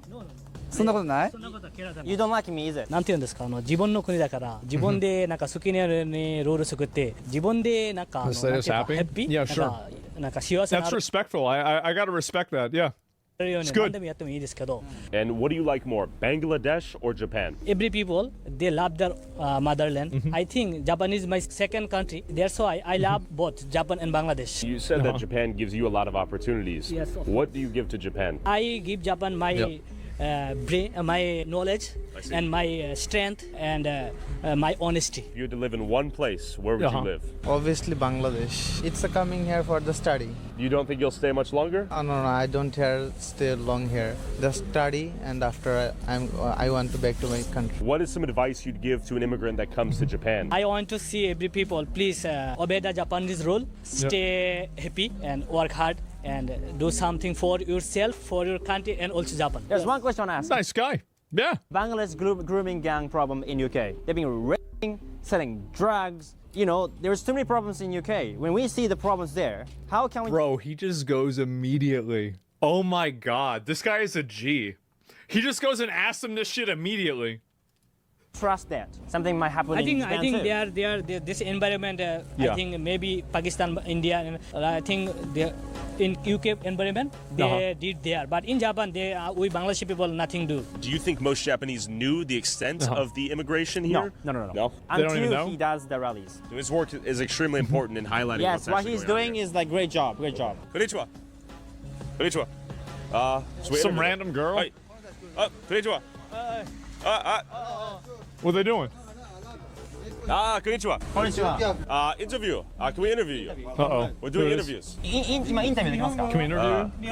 日本語いきます僕らとインタビューしてください What's this? 一瞬日本語で Can Kenobi respond to your video? Wait, is that the guy that had the... Wait, is that guy in Tyler's video the same guy in the other video where he was interviewing the Dutch guy or Netherlands guy who was trying to explain that you should bring these people over and, well, if they rape somebody, okay, then you can deport them, right? That's the same... Dude. Man. What a guy. What a fucking guy. He doesn't fuck with us. Okay, let's keep walking. 彼らしたら俺敵だから Enemies, that's why they don't want to do an interview? Yeah, no doubt. Question. Do you know our friend? Do you know him? あの人知ってますか河合さん Yeah. Can you ask him his thoughts on Japan first? すいません日本 What do you 人 think ファ of ースト Japan についてどう思いますか Japanese first? He said no? I said no. Not here? わかんないわかんない He's tourist. Is that what he said? Huh? Is Ken Kenobi Japan's only hope? Is that right? Okay, fuck. Let's go. Do you like Germany or Japan more? Germany. Why are you here? 今のあそこの店が Go クルド人 back. の有名な店で He's recording. So we. でこの上にあるのそのクルド人教会っていうのがだからここがもうそのクルド人のとこなのこれは Do you think they can kick your ass? Nah, bro. You don't know the kamikaze mentality of Japanese people. Ready to die. Think I care about my... The kamikaze mentality of the Japanese. Oh my fucking god. This guy's actually a legend. Holy shit. クルド人教会っていうのがだからここがもうそのクルド人のとこなのこれは Do you think they can kick your ass? Nah, bro. You don't know the kamikaze mentality of Japanese people. Ready to die. Think I care about my life? No. I'm honored to die for my country. I'm not gonna fucking give my country to any foreigner. Goddamn. Jesus. They're coming now. 別に日本で別にインタビューしてます普通に。でも店の営業もThat's crazy. 営業妨害してるんじゃないよね。してないです別に僕してませんよ。失礼じゃないの？違いますよ別に。何しに来てんの？この人たちは何しに来てんの？別に僕は日本人で日本の祭りに来てるんですよ。この人たちは何しに来てんの？だから店の前にだから営業妨害するな。してない。だけやめろって。Disrupting business. Don't touch it. Hey. No. Don't. Shut up, man. Touch Go me. home. Shut up. Go home. You go home. He's my friend. Yeah. Telling him to leave. Two foreigners in Japan. No, you go home. No, you go home. Get the fuck out of here. No, get the fuck out of here. He's my friend. Yeah. What is this? Exactly. Hey, don't touch it. Don't. Oh my god. No. Hey, Fred. Exactly. This is my land. Why did you come here then? He's my guest. Konnichiwa. That's it. Yeah. We haven't entered your store. Oh, now they're this is the recording guy's each other anti- again. Hitler. No. Spider-Man Hitler? meme? Yeah. Hitler. Hitler. Uh-oh. Just go back inside then. Go back inside. Hitler. That shit doesn't work anymore. Hitler. Yeah, this is what they do. They're like, oh, maybe use the unforgivable magic on them, and then maybe they'll stop doing this. Come out here calling us Hitler. Hitler family. Why did you call me Hitler? だからこんな差別やってる People's 人 known. と It's just insane. ずっとこの人が一番日本で差別やってて有名な人だから。 He's the most racist people in Japan. He says. How am I racist? だからこの人と絶対歩いてる人は Everyone walking with 絶 this 対 person リ is スト racist. Whoever walks with him Everybody are is racist. Why is it racist to want your country to be homogenous or safe? They got the Defias Brotherhood up in this shit? God damn. This is deep. それはそう日本人の国のことはレイシストじゃない。それは当たり前日本の国だから。They got him in there, huh? それは誰も口出す立場でないし、うちらもその立場じゃないから。でもやり方があるでしょ。例えばこうやって変な風に来て人を怒らさせて喧嘩するより普通に来てやれば誰も口出せない。もちろん日本は日本人の国だからそれは誰も口出すことじゃない。あなたたちがそうやって口に出すから逆にこちらから見るとなんかバカじゃないかなと思うんだよ。だって誰も役のこと言ってないよ。当たり前じゃん。これ日本の国だよ。Do you think it is racist for Japan to want to deport all the Kurds and the Bangladeshis, even if they are behaving? クルド人みんなじゃない。どこの国でもやってるからクルド人はやってるのはもちろんすごい悪いよ。こちらもクルド人として恥ずかしい。でも一人がやったことをみんなクルド人は同じことをやってるわけじゃないでしょ。日本人も同じことをやって日本人みんなやってるわけじゃないでしょ。同じこと。犯罪は日本人、トルコ人、クルド人、ドイツ人関係ない。犯罪は犯罪。国関係ないよ。Nationality doesn't matter. だからレイシストなんだよ。ある。あなたたちのお仲間さんが怒り出したんですよ。あなたたちが例えば彼にも聞いて、どこの国でもあなたたちがこうカメラ、ビデオいっぱいこう持ちながら急に入ったらどう思うの？あなたの家にこうやって入ってきたらどう思うの？あなたがお皿の話したでしょ。勝手に俺があなたの何人で家の中にこうカメラとかビデオで入ったらどう思うの？私の店の前に営業妨害してる。営業妨害じゃないですよ別に。こんにちは。知らない人だから The police. Uh-oh. Here we go. Here we go.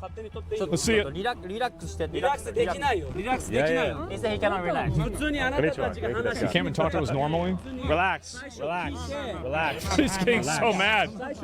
話すれば問題ないの。中に入ってビデオ撮っても問題ないの。それ別に何も変なこと。でもこうやって来るから頭に来るの。それを伝えてほしいの。YouTuber でも何でも別にどうでもいいの。Relax. Quit flinging your hands everywhere. Is he allowed to vote? No. Okay. He's telling him what to do as a politician, and he is disrespecting him, calling him Hitler. We are fighting against these people because we are not gonna give my country to anybody. No Mongolian empires, no Spanish. They're still mad about that shit, huh? How many hundreds of years ago was that? No Mongolians. No, bro. Never forget. Thousands of years ago? Yep, never forget. No cowards, obviously. To death, obviously. We're not cowards. Samurais, let's go. Yamato Damashi. What needs to change for this to stop? Because the kebab cannot be worth it. はい、だからまあたくさんのクルド人が今強制送還されてると聞くんで、まあちょっとずつ解決に向かっていくと思いますけど、でも完全な解決にはならないので、まあ引き続きね、滞在資格のない外国人は I think foreigners without legal status should continue to be deported. Man, so do I. In my opinion, because of this, he's really known. He's famous. They're mad because he's here, and we're here with him. They're angry with us. We have backup Kurds right here. 俺のこと知ってるはずだから絶対。They're just spawning in right now. A few more have come out. There must be quite the community out here. And I think officially, we need to rename this from Happy Kebab to Angry Kebab. If you want Angry Kebab, come here. Don't touch me. Don't touch me. Don't touch me. Try some. See, they always see people like this. They love to get violent whenever they have the numbers. Never listen to like this. Oh, we're just trying to get around. We're just trying to, like survive here. The moment that they have the ability to be aggressive, they will be aggressive. And you see it in the video here. They try to play on your, they try to play on your sympathies, because they think that that's an effective survival technique. That's the reason why they do it. And then the moment that they're able to take advantage of that, then they do. That's the reason why.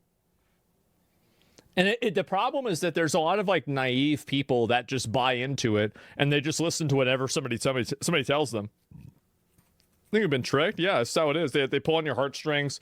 They try to appeal to rationality. No. You're gonna end up on the ground. Nope. You're gonna end up on the ground. Free-run demons. Yep. And this gang of Kurds. See? I told you guys. Seem to get more aggressive and emboldened despite the police being here. You're too arrogant. Yep.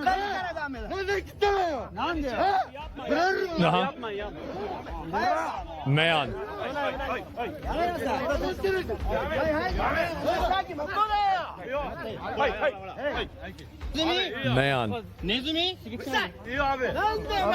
Super fucking aggressive, man. And like, you remember this in Westfall. Yeah, the Defias Brotherhood would do this all the time in the game, too. So this is it's easy to expect this would have happened. Yep. 帰るからもう帰るからもうやめなさい帰ろうもう All right, we got to move. The Kurds are mobilizing. Immediate hostile. You see, like, this is, see, some of you guys in chat, I saw you getting convinced and hoodwinked by that guy trying to make appeals for, oh, I'm against this too, like, I don't want to have crime, and then they immediately start getting violent the moment that they have the ability to do it. It's such a blatant and transparent type of behavior that really, I mean, you have to be a moron to just listen to it and say, oh, yeah, this is totally what's going to happen. Every time, yeah, they're just lying. Like, people, it's so crazy that nobody is able to just acknowledge that and be aware of it. It's so delusional. It's so sad. Of a lot of these guys out here.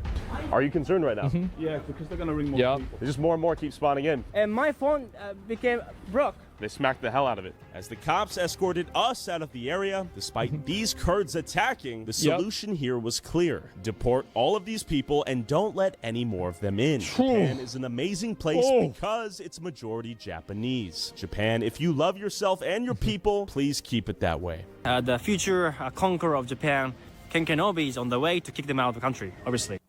Oh my god. What a fucking legend. Wow.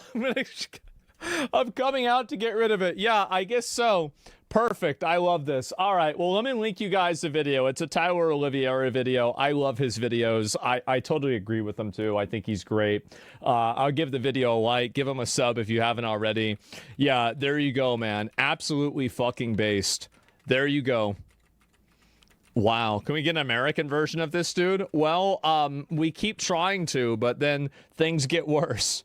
So, yeah, it's that simple. Kurds are not linked to any country. People like to... So, there have been internal wars in Iran? I don't know, but, like, if I was Japanese, I wouldn't want to have to be thinking about the Iranians' internal affairs, right? That's it. Do you at least agree that Tyler is a nuisance to the public? Tyler is a nuisance to the public. Well, it depends on how you define the public. I don't think he's a nuisance to the public, but he's a nuisance to other nuisances.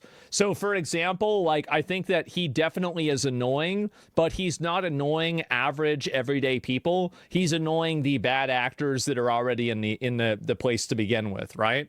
So, like, I would say categorically you're right, but based off of the... based off of what I would say the actual behavior is, no, not necessarily as much. Yeah, he antagonizes them intentionally. Well, yeah, of course he does, right? But, like, and then they get antagonized and they start attacking him. And again, like, you're recording these people, asking them questions, and then they get violent. I mean, do you really want to be in a world where that's happening? I don't think so. The interaction at the end was harassment, in my opinion. Really? Well, then why did they start hitting him? I mean, there was no hitting, and then they start hitting once they get more numbers.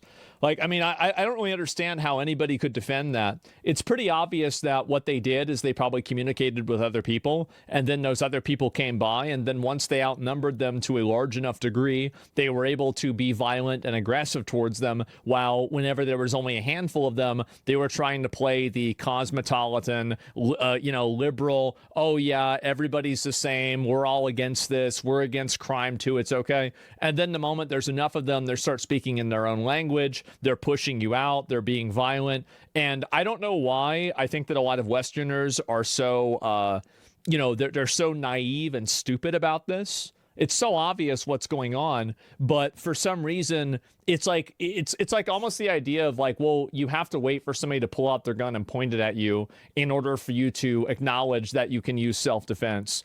Sometimes whenever somebody's in your house, just period, you can see very clearly that there's a problem brewing here. And I think that that's really where we're at. Yeah, didn't he try to force them into their video on their own business establishment? Yeah, I mean, they were arguing about it, but then they came outside and they were aggressing on him too. Of course. And then also they were going way farther about it. It's all the bleeding hearts who want to say that we're all the same, and then the ones getting robbed and raped and crying to victim, blaming others instead of who did it. Yeah, you're completely right. Would it be a good idea for America to force full assimilation before giving immigrants full rights? I think we kind of already do that in a way, right? It's just not direct. It's just something that happens on its own. So yeah, and this is bad. People should be treated the same way they act towards other people. Yeah, exactly. And not deporting these criminals fast enough leads to escalation. Yeah, exactly. The more that you let it happen, the worse that it gets.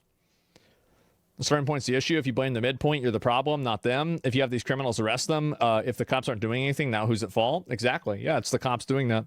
Earlier you said, we tried doing this in America, so you mean deport everyone to preserve the white people? Well, I don't know. I don't really want to deport, like, African Americans. So, I mean, like, if you want to reframe what I'm saying to, like, be like, oh, this is like a racial white people thing, you can go ahead and do that. I mean, it's very obvious that that's not what I'm saying. So if somebody is saying that about what I'm saying, this person's clearly not engaging in good faith. So there's no reason, like, I'm not going to try to explain to you the difference, because in doing so, I am validating the fact that you're, like, just making something up, right? That's not even what I'm saying. Everybody knows that. It's not even worth considering. So yeah.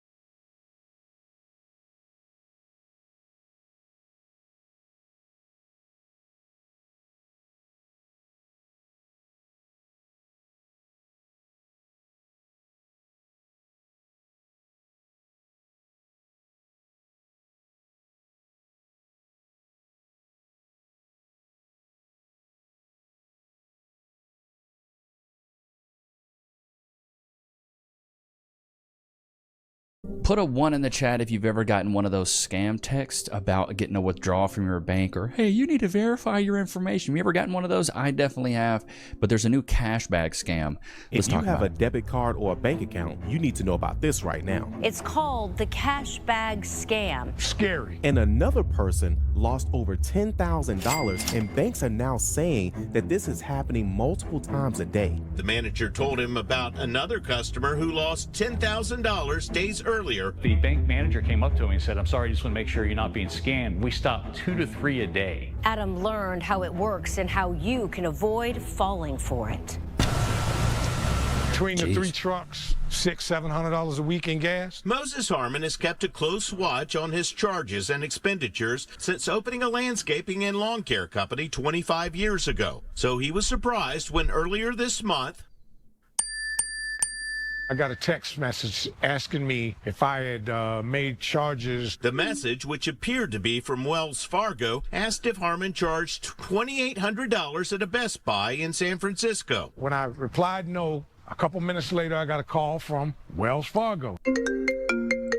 Bro, this the is person crazy. on the call read him a list of his recent banking transactions, including his mortgage payment. They called off 3 or 4 transactions. Boom, boom, boom. And they were legitimate transactions that I had done. They then warned that several outgoing wire transferred were scheduled to be sent from his bank account to people he didn't know. I'm thinking to myself, you know, I'm talking to the people from Wells Fargo. On a scale of 1 to 10, how sure were you that it was Wells Fargo? At that moment, I was 100% sure it was them. But it turns out it wasn't his bank. Anybody is susceptible to a particular type of scam at any time. Roger Grimes works for cybersecurity company KnowBe4, which educates customers about phishing, ransomware, and social engineering. Anybody can fake any phone number.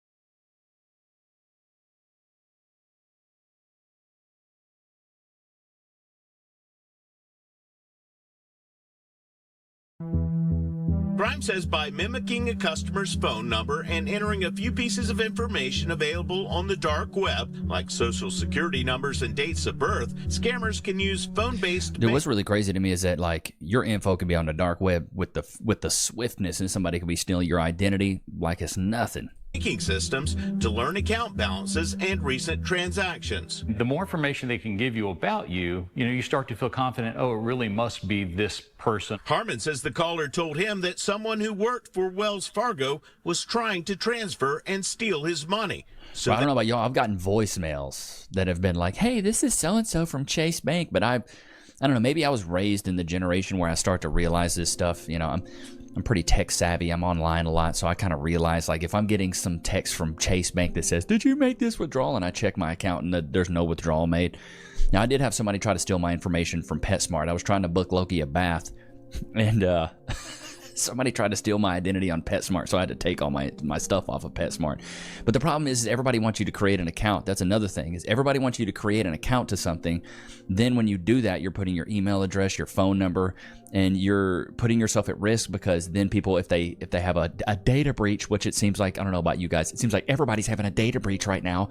You have a data breach, and now your information's up for grabs because this site couldn't keep their data locked down. It's annoying. They needed his help. They said, well, we're going to need you to come down to the bank tomorrow, close your account, open up a new account. At that moment, they believe that they're in a crisis that needs this urgent action, or they're going to lose their retirement. Harmon told the caller he would go to a South Tampa Wells Fargo branch the next morning. The scammer called as he arrived at the bank, telling him to withdraw $15,000 in cash, informed the teller he needed it for a renovation, and bring the money to the parking lot. Then they said, we need you to keep your phone on while you're going into the bank so we can hear everything that's said.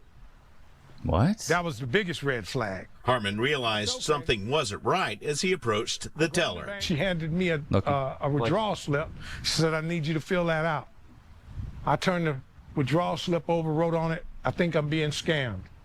I handed it to her. She got the manager, who told Harmon to hang up. Harmon said the manager told him about another customer who lost $10,000 days earlier in a similar scam. These cash bag scams where people go to the bank, get the cash, hand it or mail it to somebody, I've never heard of any of that being retrieved. It's gone forever. Grimes says he was recently questioned. Bro, you ain't getting that money back. You think the bank's gonna sit there and give me like, yeah, you pulled out 10 racks? We're just gonna pay that back for you. No.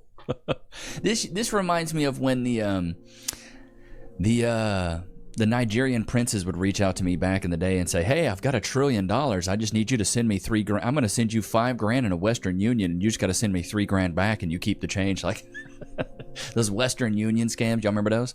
At his own bank when he made a large withdrawal. The bank manager came up to me and said, I'm sorry, I just want to make sure you're not being scammed. We stop 2 to 3 a day.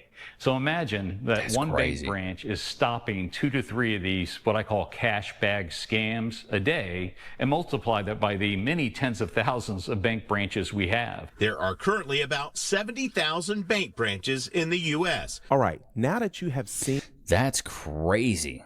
This is a big scam. I didn't know this was so... I didn't know this was so prevalent, but it seems like it always starts with a text, and then after the text is when, really they're trying to get all your info. This guy further breaks it down. I just wanted to kind of cover it. But dude, this is wild. Like the fact that we're running into a world now where you have to really be careful with any money that you have, whether it's, in a bank or it's in crypto or something like that. It's like, this is... Oh man, people are getting scammed. It just seems like this is more and more prevalent. Like there's a lot of people right now, and I've even gotten stuff from like getting crypto text messages and things like that where people are trying to scam you, and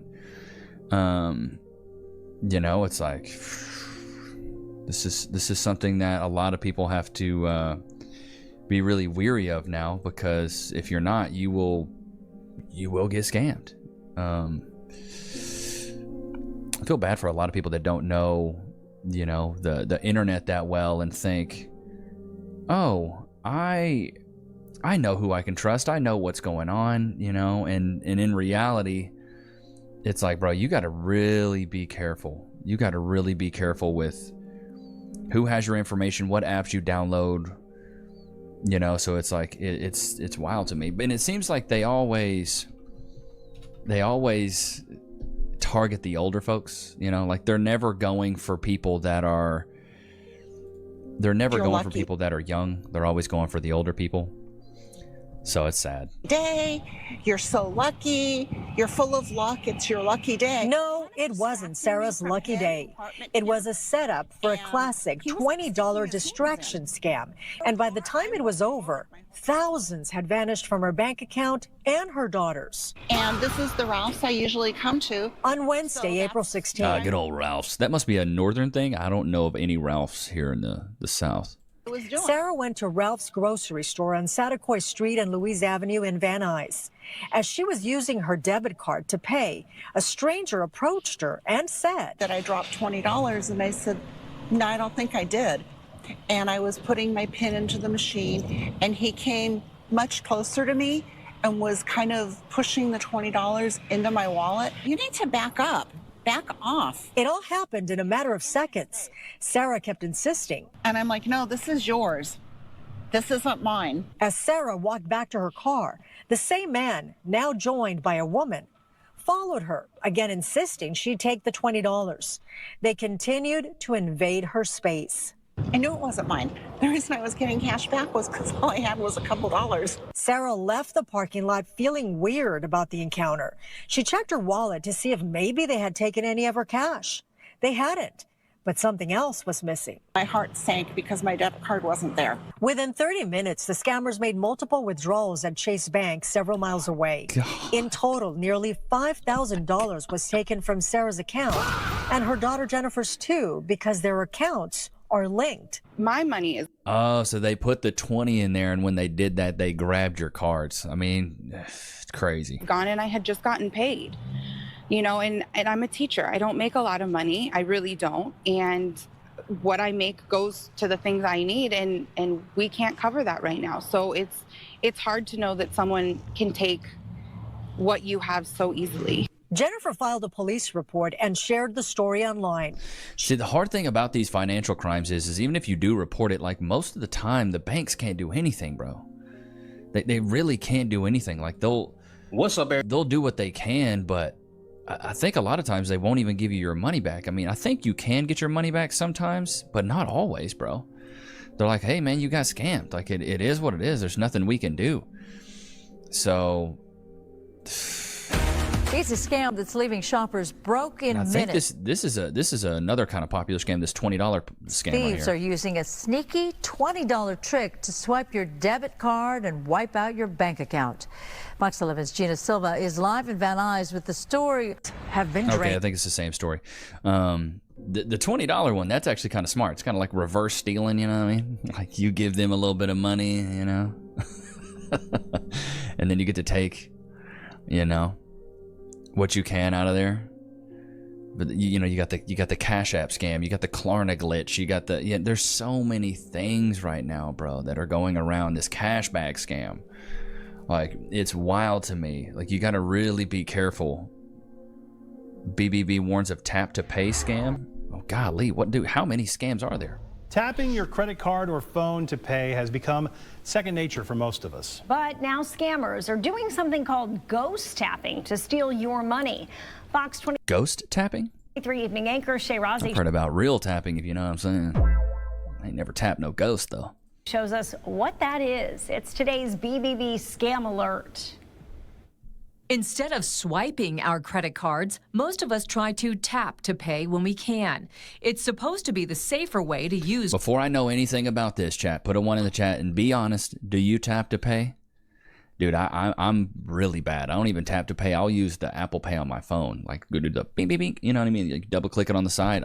Maybe that's stupid. Maybe I should stop doing that. Credit or bank cards. Grandma, what you doing with a leak that big? Is that a leak? What is that, baby girl? It's massive. To avoid hidden skimming devices thieves can put on machines. But the Better Business Bureau says thieves have found another way to access your accounts. What we're seeing are devices called NFC, near communication devices, that can pick up your credit card number on those tap to pay cards. They have to get really, really close to you in order for that device to work. Since thieves have to get close to you to steal the info from your card, Amy Mitchell with the BBB offers this advice. So the first thing is, when you're paying at a store, make sure you're keeping an arm's length of distance away from the next person.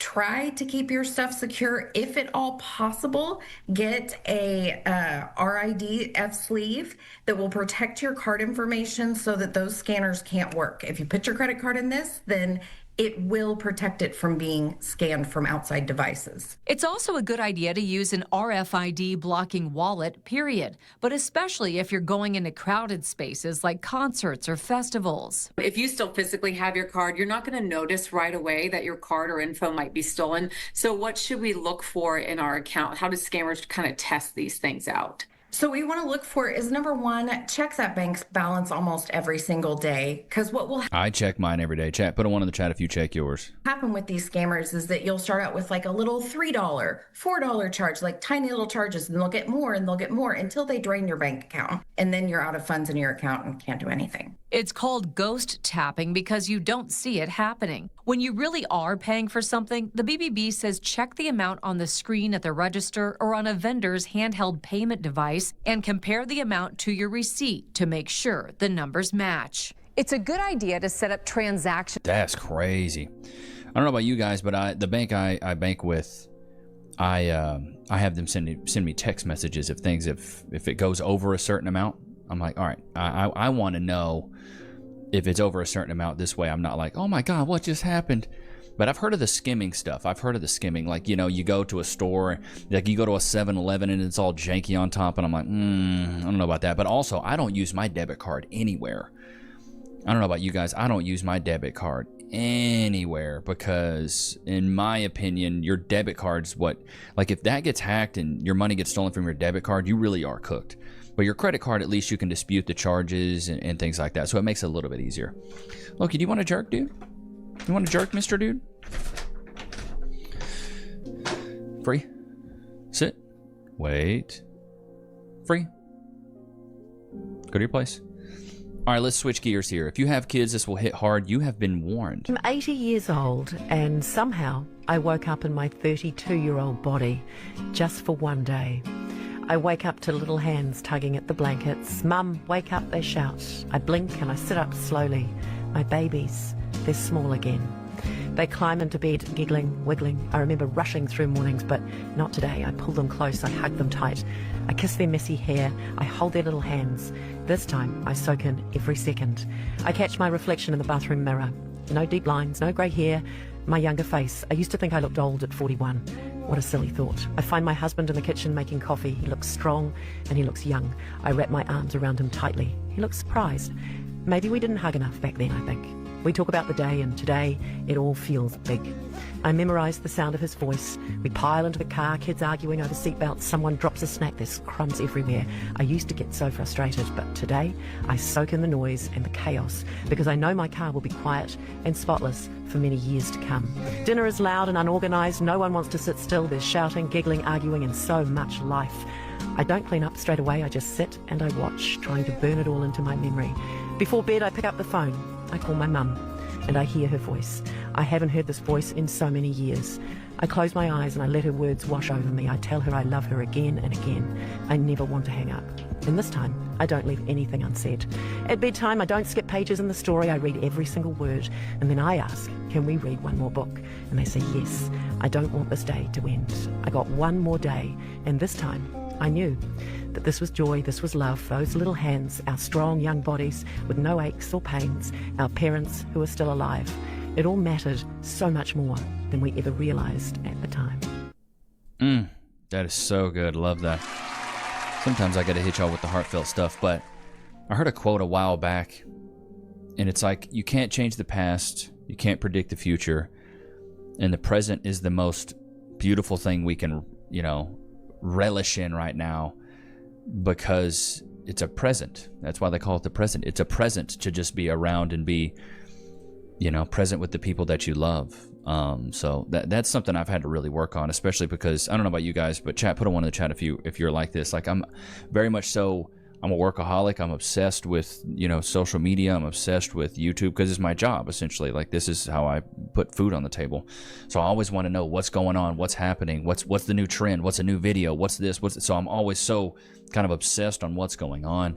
And so, it's weird for me to have to kind of take a step back, because as a man, I feel like a lot of us get a lot of validation out of being like hardworking. I get a lot of validation out of being hardworking and being, I guess obsessed in a certain way, because it's like I want to be a good man, and in my opinion, being a good man is a hardworking man, because my grandfather was like that. My dad wasn't like that, but my grandfather was like that. So I'm like, maybe if I worked harder, maybe if I made more money, maybe if I did this. But a lot of times, what Cass really wants is just for me to be present with her and baby Nixon, just lay in the bed for a little bit longer, watch some TV a little bit longer, just, sit there and just talk to them a little bit longer, hug them a little bit longer. That's the stuff that really means something, not the nice trips, not the nice things for Christmas. Those things are nice, but the stuff that really means the most is just the time spent.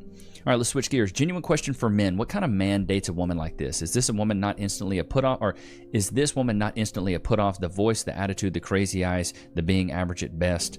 All right, let's see. Sid from Ice Age, everybody. You're telling me I'm supposed to let a man come live in this bedroom? Very nice bedroom. This bedroom that I've created, that is so serene, that is calm, soothing, gorgeous. It is very nice. Nothing out of place. You're telling me that I'm supposed to let a man come and live in here? That they're gonna put all their stuff in here? Oh, no. Yeah, you'll be crying when you're a little bit older and you got a bunch of cats, honey. I'm telling you right now, you're going to regret it later on in the future. you're gonna freaking regret it. I promise you, because you will be alone, you will be sad, you will have nobody else around with you to enjoy the things that you have. I saw this video, bro, and this is a conspiracy theory that I didn't know I kind of needed to hear, but let's get off into this. This one's kind of crazy. What if the conspiracy is back when America was formed, our founding fathers were actually the super rich people at the top of society, and they wanted to have control of it instead of the British government. So they whipped up a bunch of grievances and then paid a bunch of poor people to fight a war for them for independence. And then when that war was done, they pit their poor white workers against their enslaved black workers, and they pitted those poor white workers against the native population, who they said, hey, you can go steal their land, to make sure that that white working population would never band together with the enslaved people or the natives, because that would be a threat to their power. And then, what if they took that system and just kept renewing it year after year after year, until they not only control the eastern seaboard, but the entire continental United States? What if all of this came to a head with a civil war in the 1800s that led to the abolition of slavery as a strategic measure to undermine the power of the South because their labor force was predominantly made up of enslaved people? But what if that abolition stopped short of full equality because the same elites wanted to keep up the class divide between their white middle class and their formerly enslaved working class, and their targeted for genocide native class? So rather than make good on their promise of 40 acres and a mule to all of the formerly enslaved people, they instead compensate the former slave owners, who then use their massive pools of wealth to make another system almost identical to slavery, but with a different facade,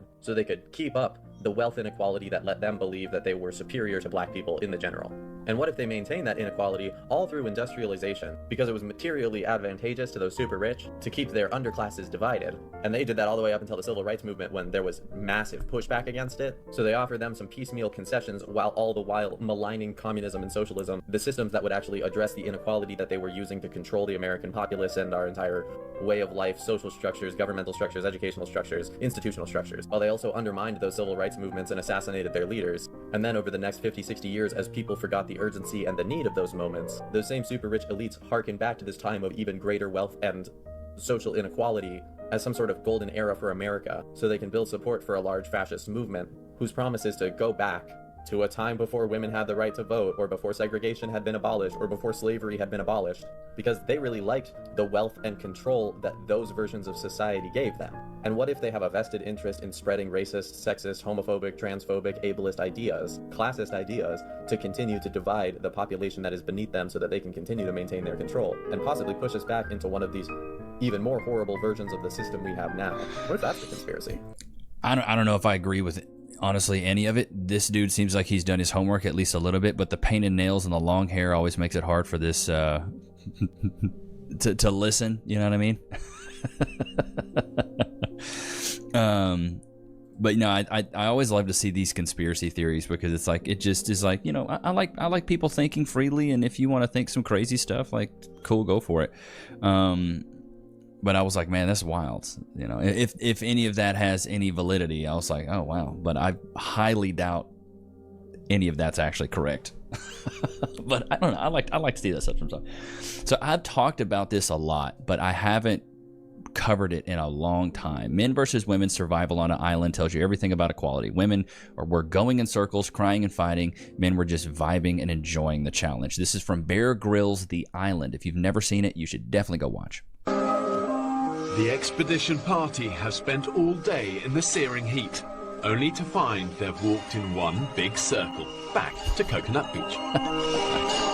How the fuck did that happen? I don't even understand. We cannot walk anywhere on this island without getting lost. Let's rock and roll, boys! Let's rock and roll! I think we The need dudes it. are just crushing it. Let's go! Oh, this is exciting. This is Why is it you're so adamant you're right all the time? Hold on. Just, I'm not adamant I'm right. Yes, you are, because you're dismissing everybody else. Listen, second one, boys, on the third ball, 5th, 6th, 7th. Fuck off. I'm telling you, look at them coming out! Okay, well, where are we going now? Where are we going now? No more confrontation or arguing. I don't want to leave. I'm sorry, I don't want to leave this group. I don't want to. That's the problem. Women are so egalitarian.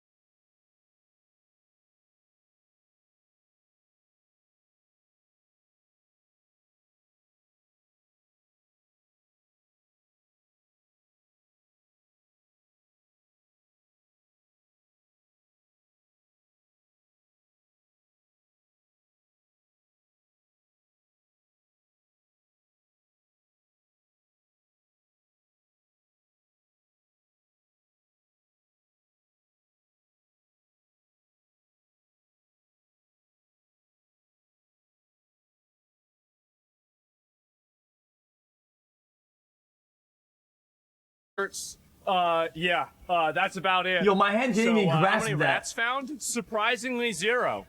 But yes. It's any small. And, you're no longer Nerdle's chosen. Well, that's not quite. It's a right? giga gulp. And yeah. So your blankets. Oh no, I still have all the stuff over there. Sure, but like that's because I use it, right? You look fucking tired. No Sleep New TV? girlfriend? No. He's making a comeback. No, I was just like, I didn't realize how many rotten burritos were in my room. There's like 5. They're all rotten. I had no idea. I thought every burrito is a rotten burrito because burritos are disgusting. I thought there'd be like at most 2, right? At most 2 burritos. But no, it's honestly it's 5. Bro, skipping leg day? Listen, guys, I'm not skipping leg day. I'm skipping day. Yo, Loki. If you have a burrito, it has potato, it has thing. Yo, the burrito has a main course, entree, sides, and dessert all inside. Just eat a meal. Just eat a fucking meal, you bitch ass. Just get a plate and eat a meal. It's not that hard, dude. You don't have to stuff it all in some funny stupid ass pocket. Like, I don't get it. Yeah, guys, people put potato in burritos all the time. What? Wait. Every burrito I've ever seen has potato in it.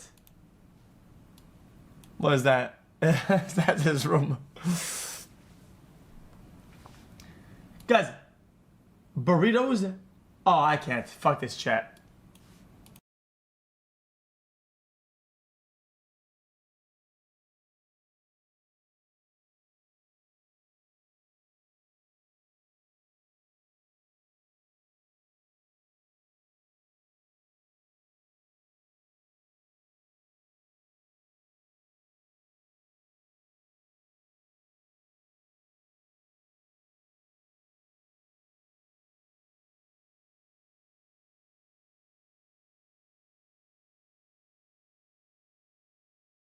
I got ghosted.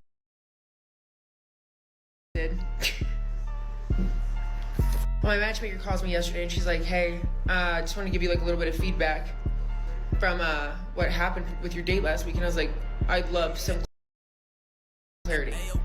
She's like, he Googled you.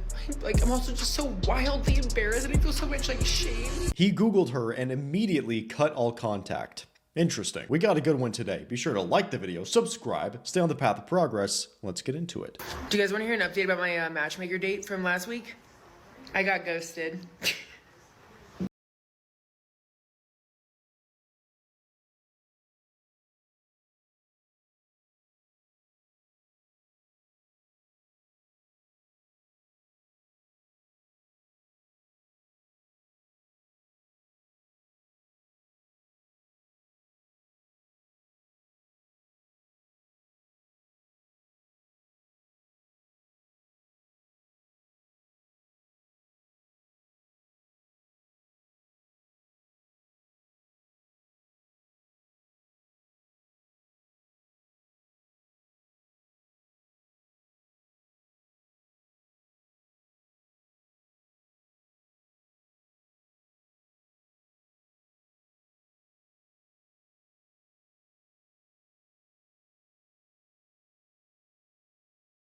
Ordering a lot of food is one thing. However, trying to trick a man into spending a fortune to feed you, that's just another. Today, I'm going to be exposing how some women really try to get men to spend money on them, but failed miserably. Let's get right into it.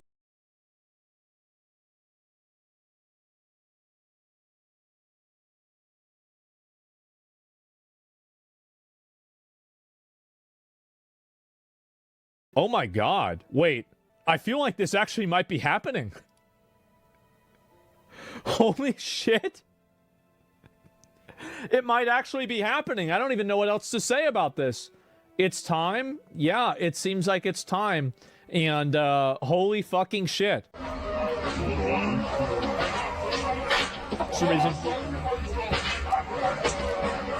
Yep. Holy shit. Look at all this.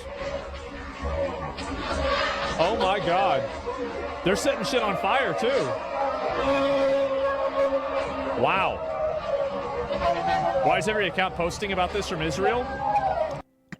Iran and Israel are adversaries, and they are direct, active adversaries. Like, you could say Iran and Saudi Arabia are adversaries, or Iran and Qatar, or, you know, Israel and Saudi Arabia are, to some degree, rivals or adversaries. But the difference is that they're not bombing each other, right? At least not like the way that Israel and Iran are bombing each other. Israel and Iran are bombing each other like fucking crazy. It's like a 1-to-100 ratio. So Iran, like, Israel wants Iran to have regime change because they think that Iranian regime change will cause them to basically stop bombing Israel. Like, that's the idea.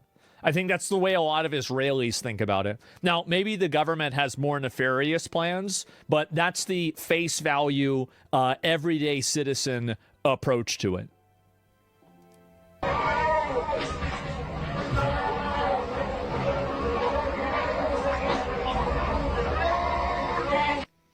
Trump said he would defend the protesters if government forces started shooting them. They've started shooting. Yeah, I'm not going to look at any of the shooting videos, right? Of course.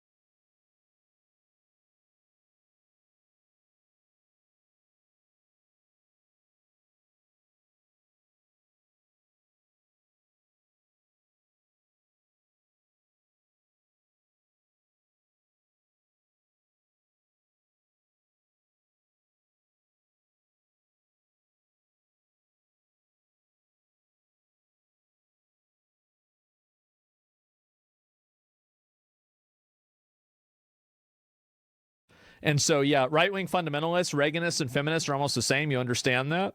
You're not trying to argue with me, are you? Would you agree white women?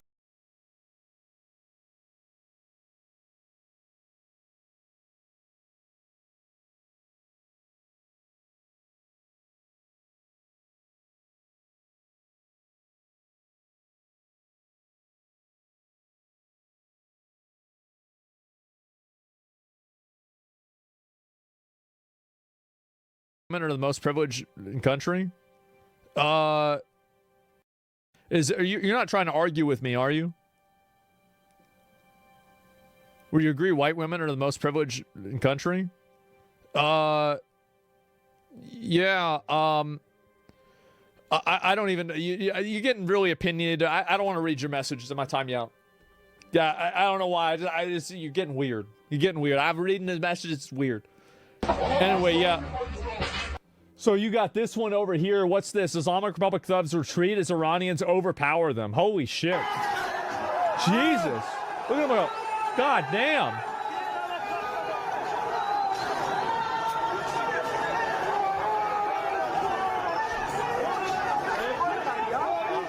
Holy shit. Look at all this. This is crazy. You're watching a Japanese scam video today? Yeah, in a little bit, but I want to finish this first, okay? But, yeah, holy fucking shit. 40-man raids be like that? They sure do be like that.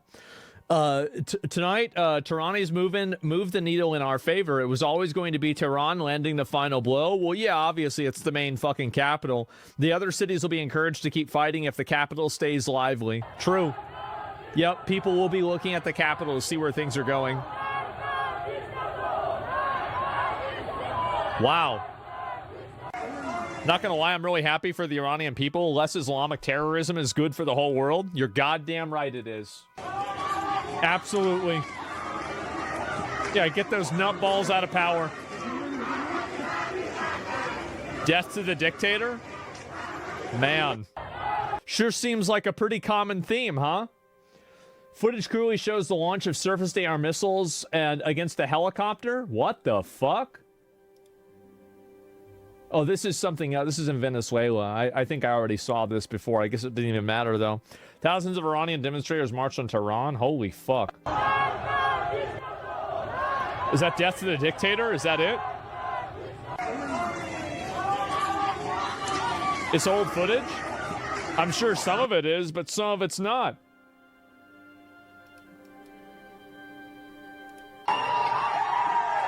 Jesus Christ.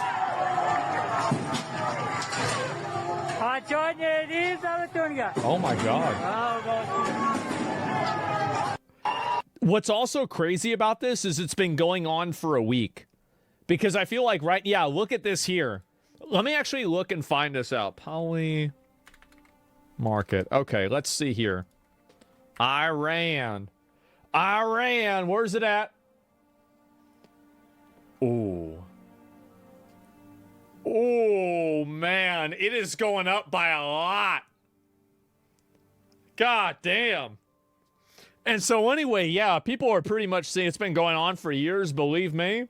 I mean, again, people are voting on this. The result is removed from power at any length of time by June 30th. And the Shah of Iran, what happened there? Yeah, I guess so. Place a bet. Yeah, there's $800,000 that's being wagered on this, which is kind of crazy. And let's see if there's any more of these that are worth looking at. Because this is what people actually believe, right? And I think that's what really matters the most. And so this is also what's crazy, too, is that the chance of him being out by 2026 is just, it's going up massively. That is crazy. 44% of people think this guy is cooked. So, yeah, it's pretty obvious that, you know, the confidence here is going away. How these riots compare to the last one? I don't know.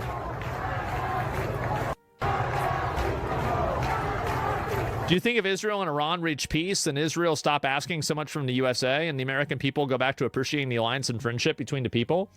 It is definitely better for us if Iran doesn't have a crazy nutball government. Like, that's really all there is to it. It will have a lot of other second-order effects like that. Yeah, sure. So, definitely. You think taking Maduro had anything to do with that spike? Absolutely it did. Yeah, because the thing is that now that Trump is actually doing something about this stuff, 100% people are like, oh, fuck. This is actually happening. Because there's always like, there's the assumption that nothing ever happens. It's just going to be more of the same. There's not going to be a change. It's business as usual. And then something happens like this, and it's just fucking massive. And it changes everything. No more taco? Yeah, Trump always chickens out. Well, apparently not this time. 2022 was much bigger. Here, the main stuff that's different is you have a lot of different parts of the PPS join, like the small business people. Well, it's also that I think that this is the other truth, is that Russia, as far as I know, is like a very close ally to Iran, and they provide Iran with military and also other types of support and reinforcement. But Russia right now is being completely distracted by the Ukraine war. They're being bled dry by the Ukraine war. So they can't help Venezuela. They can't help Iran, because if they do that, then they're not going to be able to keep fighting against fucking Ukraine. And that's by a proxy of the US and the fucking EU. So, yeah, by mini Russia. Yes, there you go. Iran's actually been providing Russia with drones and equipment. Oh, I'm sure there's trading back and forth, of course. So, yeah, you weren't around. What is this here? For a first round of 79 coup happened really fast. If not done right, these hardcore Muslims will come back and retake in 15 to 20 years. Well, the thing is that you have to put your foot down on religious extremism. And you have to put the people that are advocating for and pushing for violent religious extremism, you have to put them in jail. You do. You have to do it.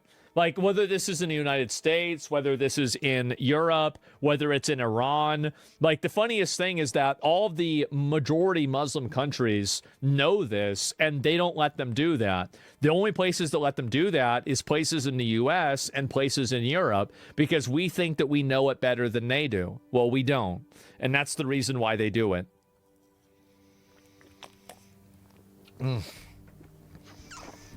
That so many times first world countries still want to side with them, the dictators, because they don't like what Trump is doing. Insane. Yeah, of course. And so, yeah, it does look like it might actually be the end of this. Streets around actual war zone. There's a province where we now have reports that citizens have armed themselves and made a real militia. Oh, boy.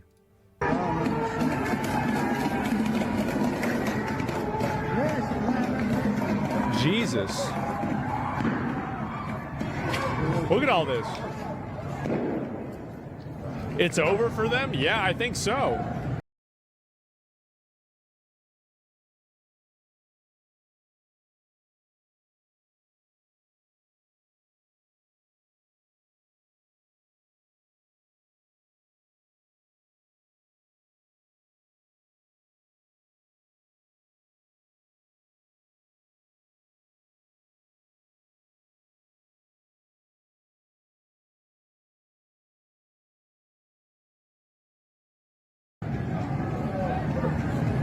Yeah, I feel like this is pretty much it.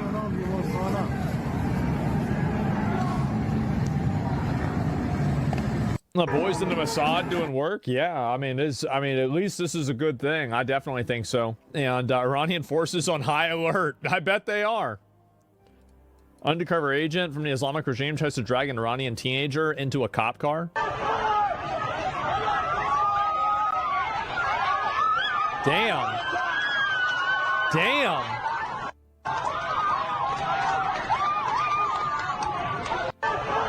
Oh my God. He just got mobbed down. Yeah, he should be lucky he gets out of there alive. Yeah, this is insane. Let's go to Tehran. Announced about area. Iranian protesters blocked major roads and took to the streets as nationwide anti-Islamic protests came out. What is this? This is new. Holy.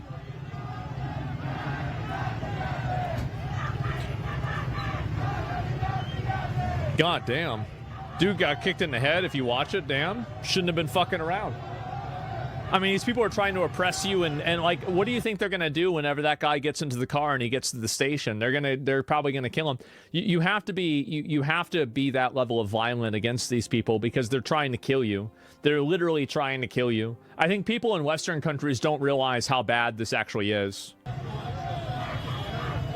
Yeah, be executed? Yeah, exactly. They're killing kids, killing anyone? Yeah, of course. Exactly, probably saved the kid's life. Yeah, that's what I'm saying too. It's good to see. Tortured and then killed? Oh, lovely.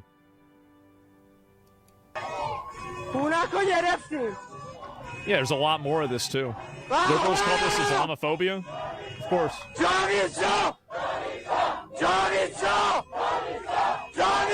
is the audio's fucking garbage. The video's garbage too.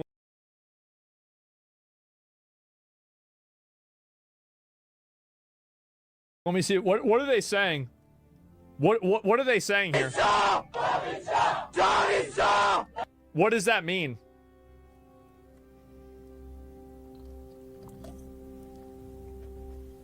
There's no way it's Charizard. There's no way it's Charizard.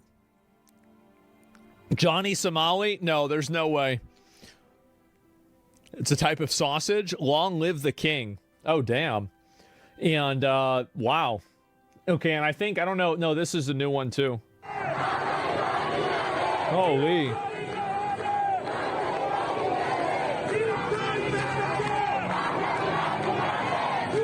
Look at them all. Shit, Return of the King IRL? Well, yeah, people don't... I mean, like, they already have a king. That's the thing. And so, yeah, I mean, they already have this to begin with. Tehran tonight, 8 nights in a row, protests are not going away. Yeah, I mean, it's insane. Like, this has been going on. Like, the fact that it's been going on for over a week now is nuts.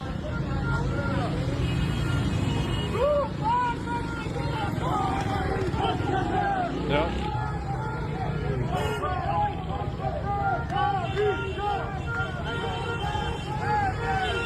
God damn. Get VTOR as a plugin for the browser. It does real-life translations for videos. Oh, I might try and do that. Yeah, how long do you think that it's going to take to get shit flowing again in Iran after they get their regime change? Probably like 2 or 3 years, I'd say. That's realistically where things would be. Yeah, I mean, if I had to guess. Holy.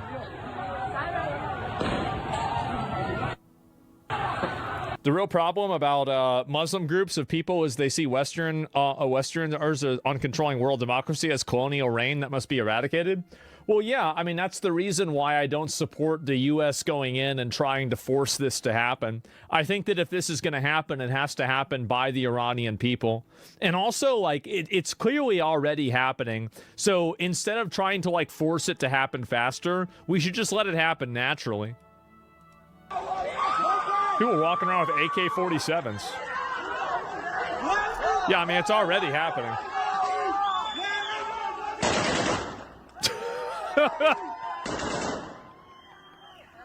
Popping off. Wow, social media will help this in history? Yeah, of course it will. It absolutely will. And yeah, anyway, let's see here. But this is also really great to see.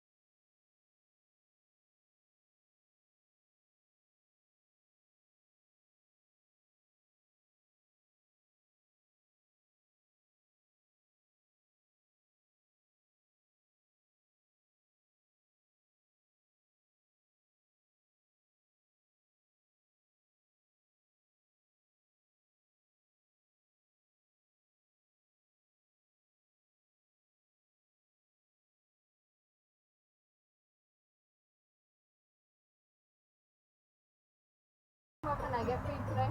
I'd like everything on the menu, please.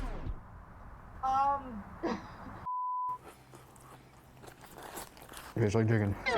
For the next 72 hours, I'm eating everything on the menu at every fast food spot I go to. So I would like everything on the menu. Over the next 72 hours, every restaurant is going to be chosen from a random color wheel. And unfortunately, Taco Bell was the first choice. With 30 items on the menu, Taco Bell has one of the biggest menus in fast food. But I'm gonna make this challenge just a bit more interesting. Whatever number this pair of dice lands on is the number of fast food restaurants that I have to go to in this challenge. Including the Taco Bell, I have to order and eat every item from 7 fast food restaurants. And this challenge is only complete until every last calorie is eaten. The 72 hours begins in 3, 2, and 1. The first item on the list was Taco Bell's classic soft taco, followed by the very crunchy hard taco. This challenge was off to a very delicious start. 2 minutes in, so far, it is going absolutely sensational. Now it's time for my nacho. As I got into my nachos, I knew I needed to start working on the more challenging parts of the menu. Nachos are down. So I decided to go after Taco Bell's quesadillas next. I'm most definitely gonna be regretting this tomorrow morning, but you know what? Let's add some extra flavor to these quesadillas. Quesadillas. The chicken quesadilla tasted amazing. After taking down the first quesadilla, I moved on to the cheese. After the cheese quesadilla, I finished off with the steak quesadilla. Quesadillas are down. Chalupa time. The chalupa at Taco Bell is one of my favorites, but it doesn't even come close to the deliciousness of the cheesy gordita crunch. After those items, I decided to move on to another classic next. Where are my Doritos Locos Taco people at? Taco Bell, I don't know what you were thinking when you discontinued the Cool Ranch, but It's all good. A few minutes later, I got to an item I've never had before. The Chipotle chicken melt. All I can say is that this was tasty. I finished off the melt along with another taco, and then it was time for the crunch wrap. Crunch wrap time. I don't know why I just destroyed my crunch wrap, but whatever. It's pretty much impossible to not like the crunch wrap. After the crunch wrap, I decided to eat the best item at Taco Bell. We are about 18 minutes into our first meal here, and flavor fatigue is starting to catch up with me right now. So what I'm gonna do is get into the best item on the Taco Bell menu, which also happens to be my favorite item on the Taco Bell menu. It is the Mexican pizza.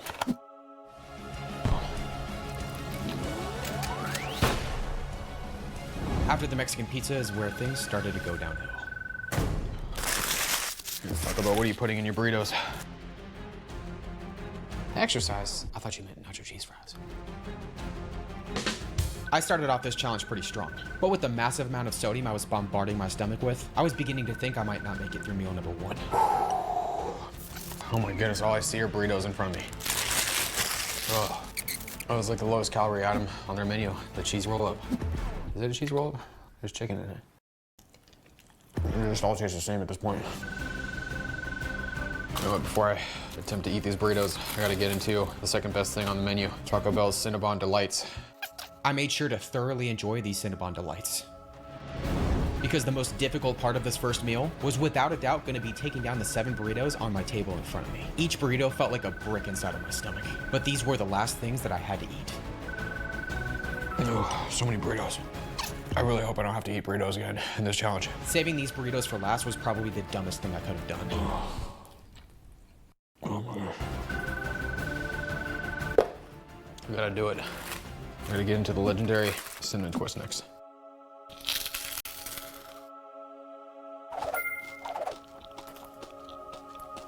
With the help of the cinnamon twist, I was able to make it to the second to last burrito. I don't even know what this is, but I can say I'm definitely not gonna be eating Taco Bell for a long time after this.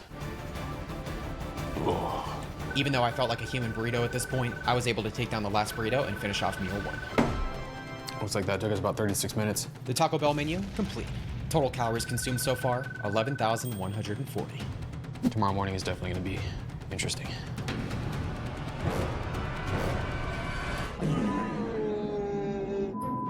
All right, everybody, so it's about 9:30 right now.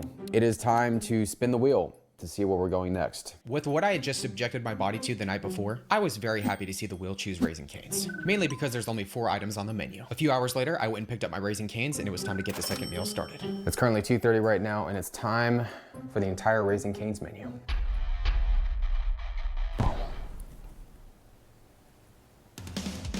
The first bite of Raising Cane's was fire. It had been a few years since I've had Raising Cane's, and I was loving the chicken. I forgot how good Raising Cane's chicken is. Let's try that right now. After taking down the chicken, I decided to move on to the fries. If you've never had Raising Cane's before, just know that the menu at Raising Cane's is pretty much chicken, Texas toast, and Cane's signature sauce, which in my opinion are a pretty tasty combo. They also have coleslaw too, which I'm not the biggest fan of. After making quick work of the first meal, it was time for the second meal. Only thing I don't like about Raising Cane's are the crinkle cut fries. We all know that waffle fries are the most superior fries, followed by straight cut and then crinkle cut, very last. What's your favorite kind of fry? Comment down below. Everything was tasting amazing, just not the coleslaw. I even tried putting it on top of a piece of toast, and it still wasn't good.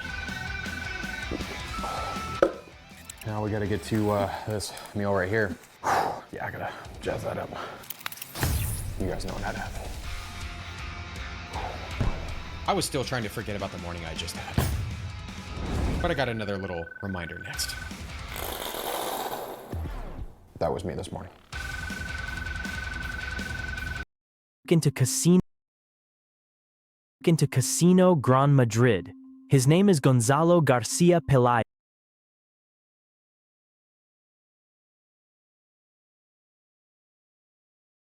You're watching the greatest con artist in American history. At least, that's what he wants you to believe. His name is Frank Abagnale Jr., and if you've heard of him, you know the story. A teenage genius who impersonated a Pan Am pilot, flew over 1 million miles for free, worked as a doctor in Georgia, passed the Louisiana bar exam, became a lawyer, all before turning 21. He cashed $2.5 million in fake checks across 26 countries, while the FBI chased him for 5 years. He escaped from prison twice. once through an airplane toilet while the plane was taxiing, finally caught in France, extradited to America, sentenced to 12 years. Then the FBI made him an offer. Work for us. Use your skills to catch criminals. He agreed, served his time helping the FBI, then started his own company, became a millionaire, wrote a best-selling book. Steven Spielberg made a movie about him. Leonardo DiCaprio played him. The film made $352 million. Frank Abagnale became a legend, a folk hero, the smart criminal who beat the system, then joined it. Except here's the problem. Almost none of it is true. And the real story, the real con, is so much better. Because Frank Abagnale didn't just fool banks and airlines. He fooled the entire world for over 40 years. And he made millions doing it. This is the story of the greatest con in history. Not the one you know, the one you're about to discover. Let's start with what Frank wants you to believe, the legend, the myth. According to his autobiography, published in 1980, Frank's criminal career began at age 16. His parents divorced. He was devastated, ran away from home, started writing bad checks, small amounts at first, then bigger, then massive. He realized he could cash more checks if you looked respectable, professional, trustworthy. So he became a pilot. Not a real pilot, just dressed like one, forged a Pan Am ID, wore the uniform, walked into airports like he owned them, dead-headed on flights. That means flying for free in the cockpit jump seat, something real pilots do. For 2 years, Frank claims he flew over 1 million miles to every continent, all for free. He stayed in hotels, charged them to Pan Am. The airline paid before realizing the employee number was fake. He opened bank accounts, used the pilot uniform to seem trustworthy, got checkbooks, wrote fake checks, $2.5 million worth over 5 years across 26 countries. But that wasn't enough. Frank also claims he worked as a doctor, chief resident pediatrician at a Georgia hospital for 11 months. No medical training, just forged credentials, supervised interns, handled emergencies. Then he became a lawyer, passed the Louisiana bar exam on his 3rd try, worked in the Attorney General's office. No law degree, just studied hard, faked a Harvard transcript. All of this while being hunted by the FBI for years. A nationwide manhunt, international cooperation, finally caught in France. Age 21, extradited to multiple countries, served time in brutal European prisons, brought back to America, sentenced to 12 years, served 5. The FBI offered him a deal. Consult for us, teach us how you did it. Frank agreed, became one of the FBI's top fraud consultants. After release, he started Abagnale and Associates, a fraud prevention company, made millions. That's the legend, the story that made Frank famous, the story in his book, in the movie, in his speeches. There's just one problem. Prison records tell a different story. New York State Archives, 2020. An investigative journalist named Alan C. Logan is researching a book about con artists, about fraud, about lies.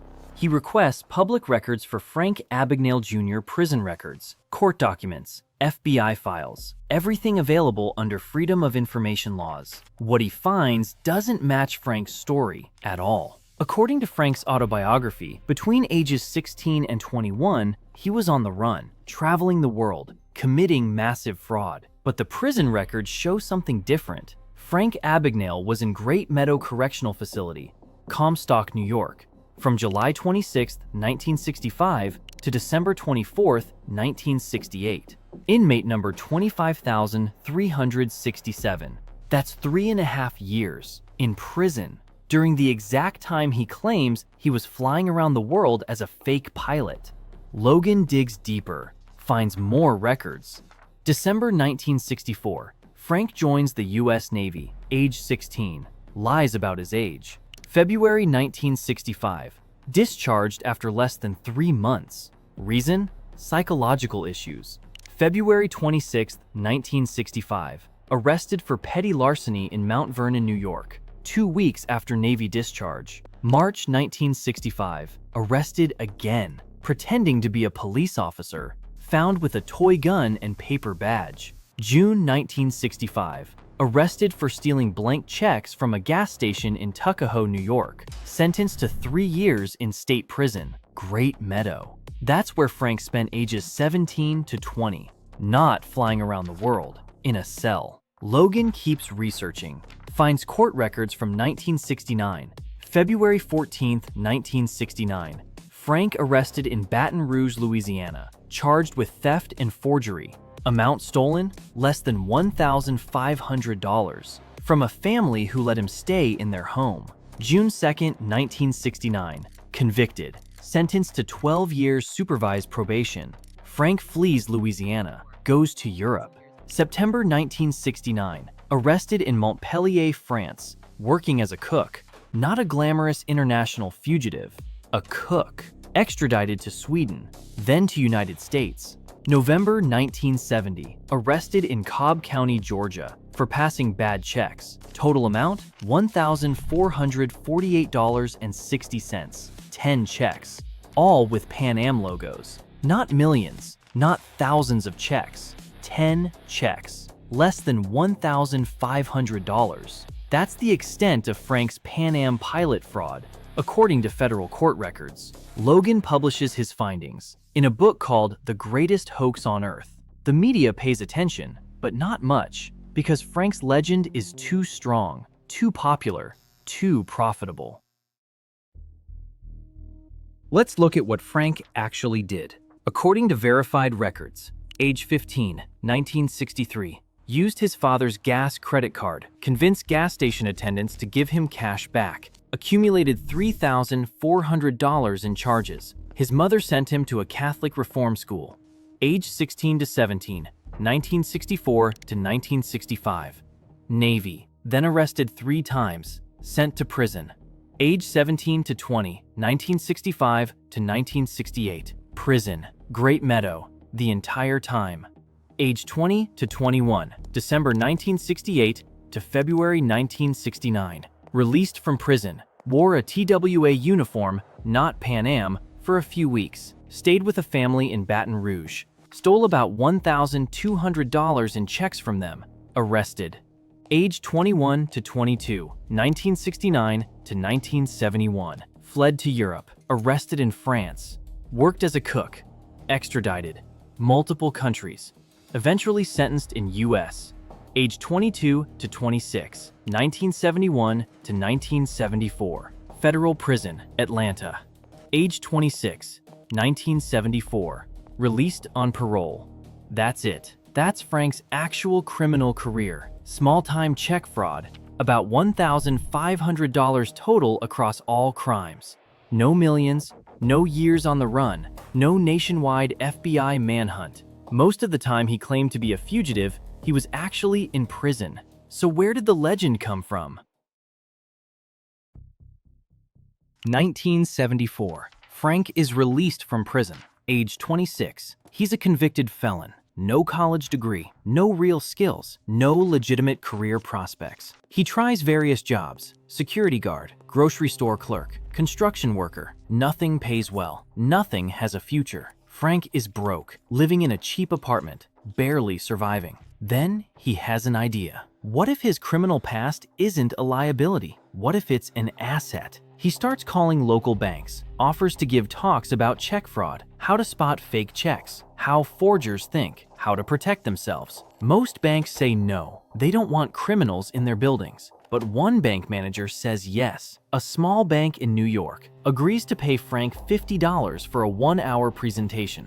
Frank shows up, tells his story, or rather, a version of his story. He says he was a master forger, that he cashed thousands of checks, that the FBI hunted him for years. None of this is true. But the bank employees don't know that. They're impressed. They take notes. They ask questions. The bank manager is happy, thinks Frank saved them from future fraud, pays him the $50. Frank realizes something. People will pay to hear criminal stories, especially if those stories make the criminal sound smart. He calls more banks, more businesses, gradually builds a client list. His fee increases, $100 per talk, then $200, then $500. He gets better at telling the story, adds details, makes it more dramatic, more impressive. says he flew over 1 million miles as a fake pilot, says he worked as a doctor, says the FBI couldn't catch him. And people believe him because he's confident, charming, believable. With each retelling, the story grows. The crimes get bigger. The chase gets longer. Frank gets smarter.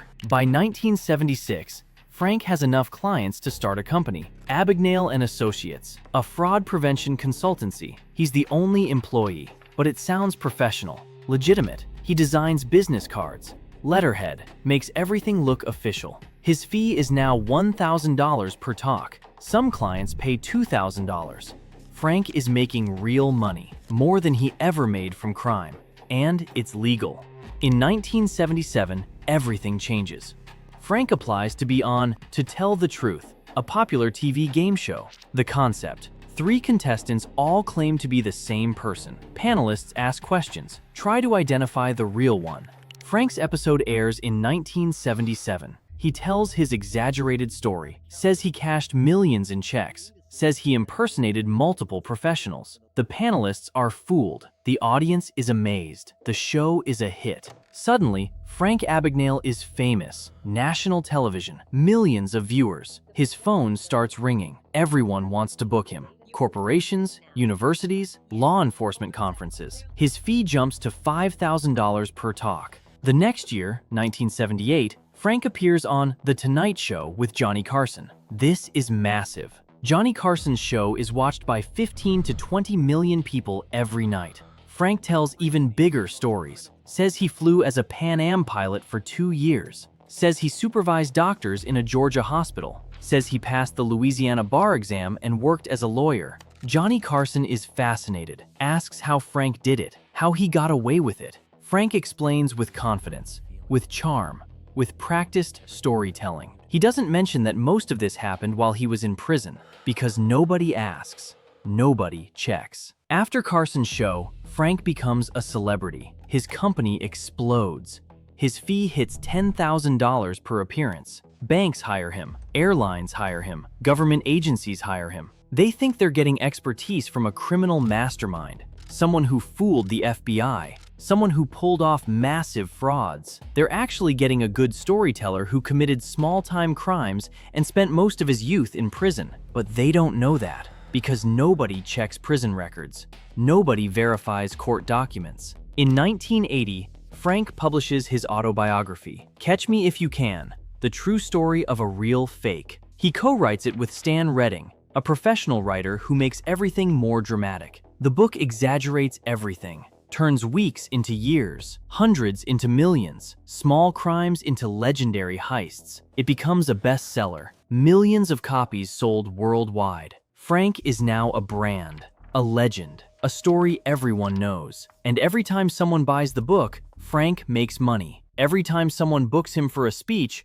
Frank makes money. Every time the media interviews him, his legend grows. By the mid-1980s, Frank is a millionaire, made entirely from talking about crimes he barely committed. It's the perfect crime, legal, profitable, sustainable, and nobody questions it, because the story is too good, too interesting, too perfect. Frank Abagnale found the ultimate scam, not forging checks, forging a legend. One of Frank's most repeated claims, he worked for the FBI for over 40 years as one of their top consultants. The FBI has never confirmed this. In fact, according to investigative journalist Ira Perry, there's no evidence Frank ever worked for the FBI in any official capacity. One retired FBI special agent in charge says Frank was actually caught trying to pass fraudulent checks in 1978. Several years after he claimed he started consulting for the FBI. So where did this myth come from? Frank probably did give some talks to FBI agents, at conferences, at training sessions, as a paid speaker. But that's not the same as working for the FBI for 40 years. It's the same technique Frank uses for everything. Take a small truth, exaggerate it massively. He gave a speech at the FBI Academy. Now he's worked with the FBI for decades. He consulted on one case. Now he's one of their top experts. He advised a local police department. Now he's trained thousands of law enforcement officers. None of it is technically a lie. But none of it is what people imagine when they hear those claims. It's brilliant. It's manipulative. It's the perfect con. 1980. Frank's book is published, becomes a bestseller. Hollywood notices. Producers want to make a movie. This is a great story. A young con artist, the FBI chase, redemption. Frank sells the movie rights to producers Norman Lear and Bud Yorkin. They saw him on Johnny Carson's show. 2 years later, they sell the rights to Columbia Pictures, then to producer Hall Bartlett. But the movie doesn't get made. Bartlett dies. The project stalls. The rights change hands multiple times. Columbia, Hollywood Pictures, TriStar, everyone wants it. Nobody can make it work.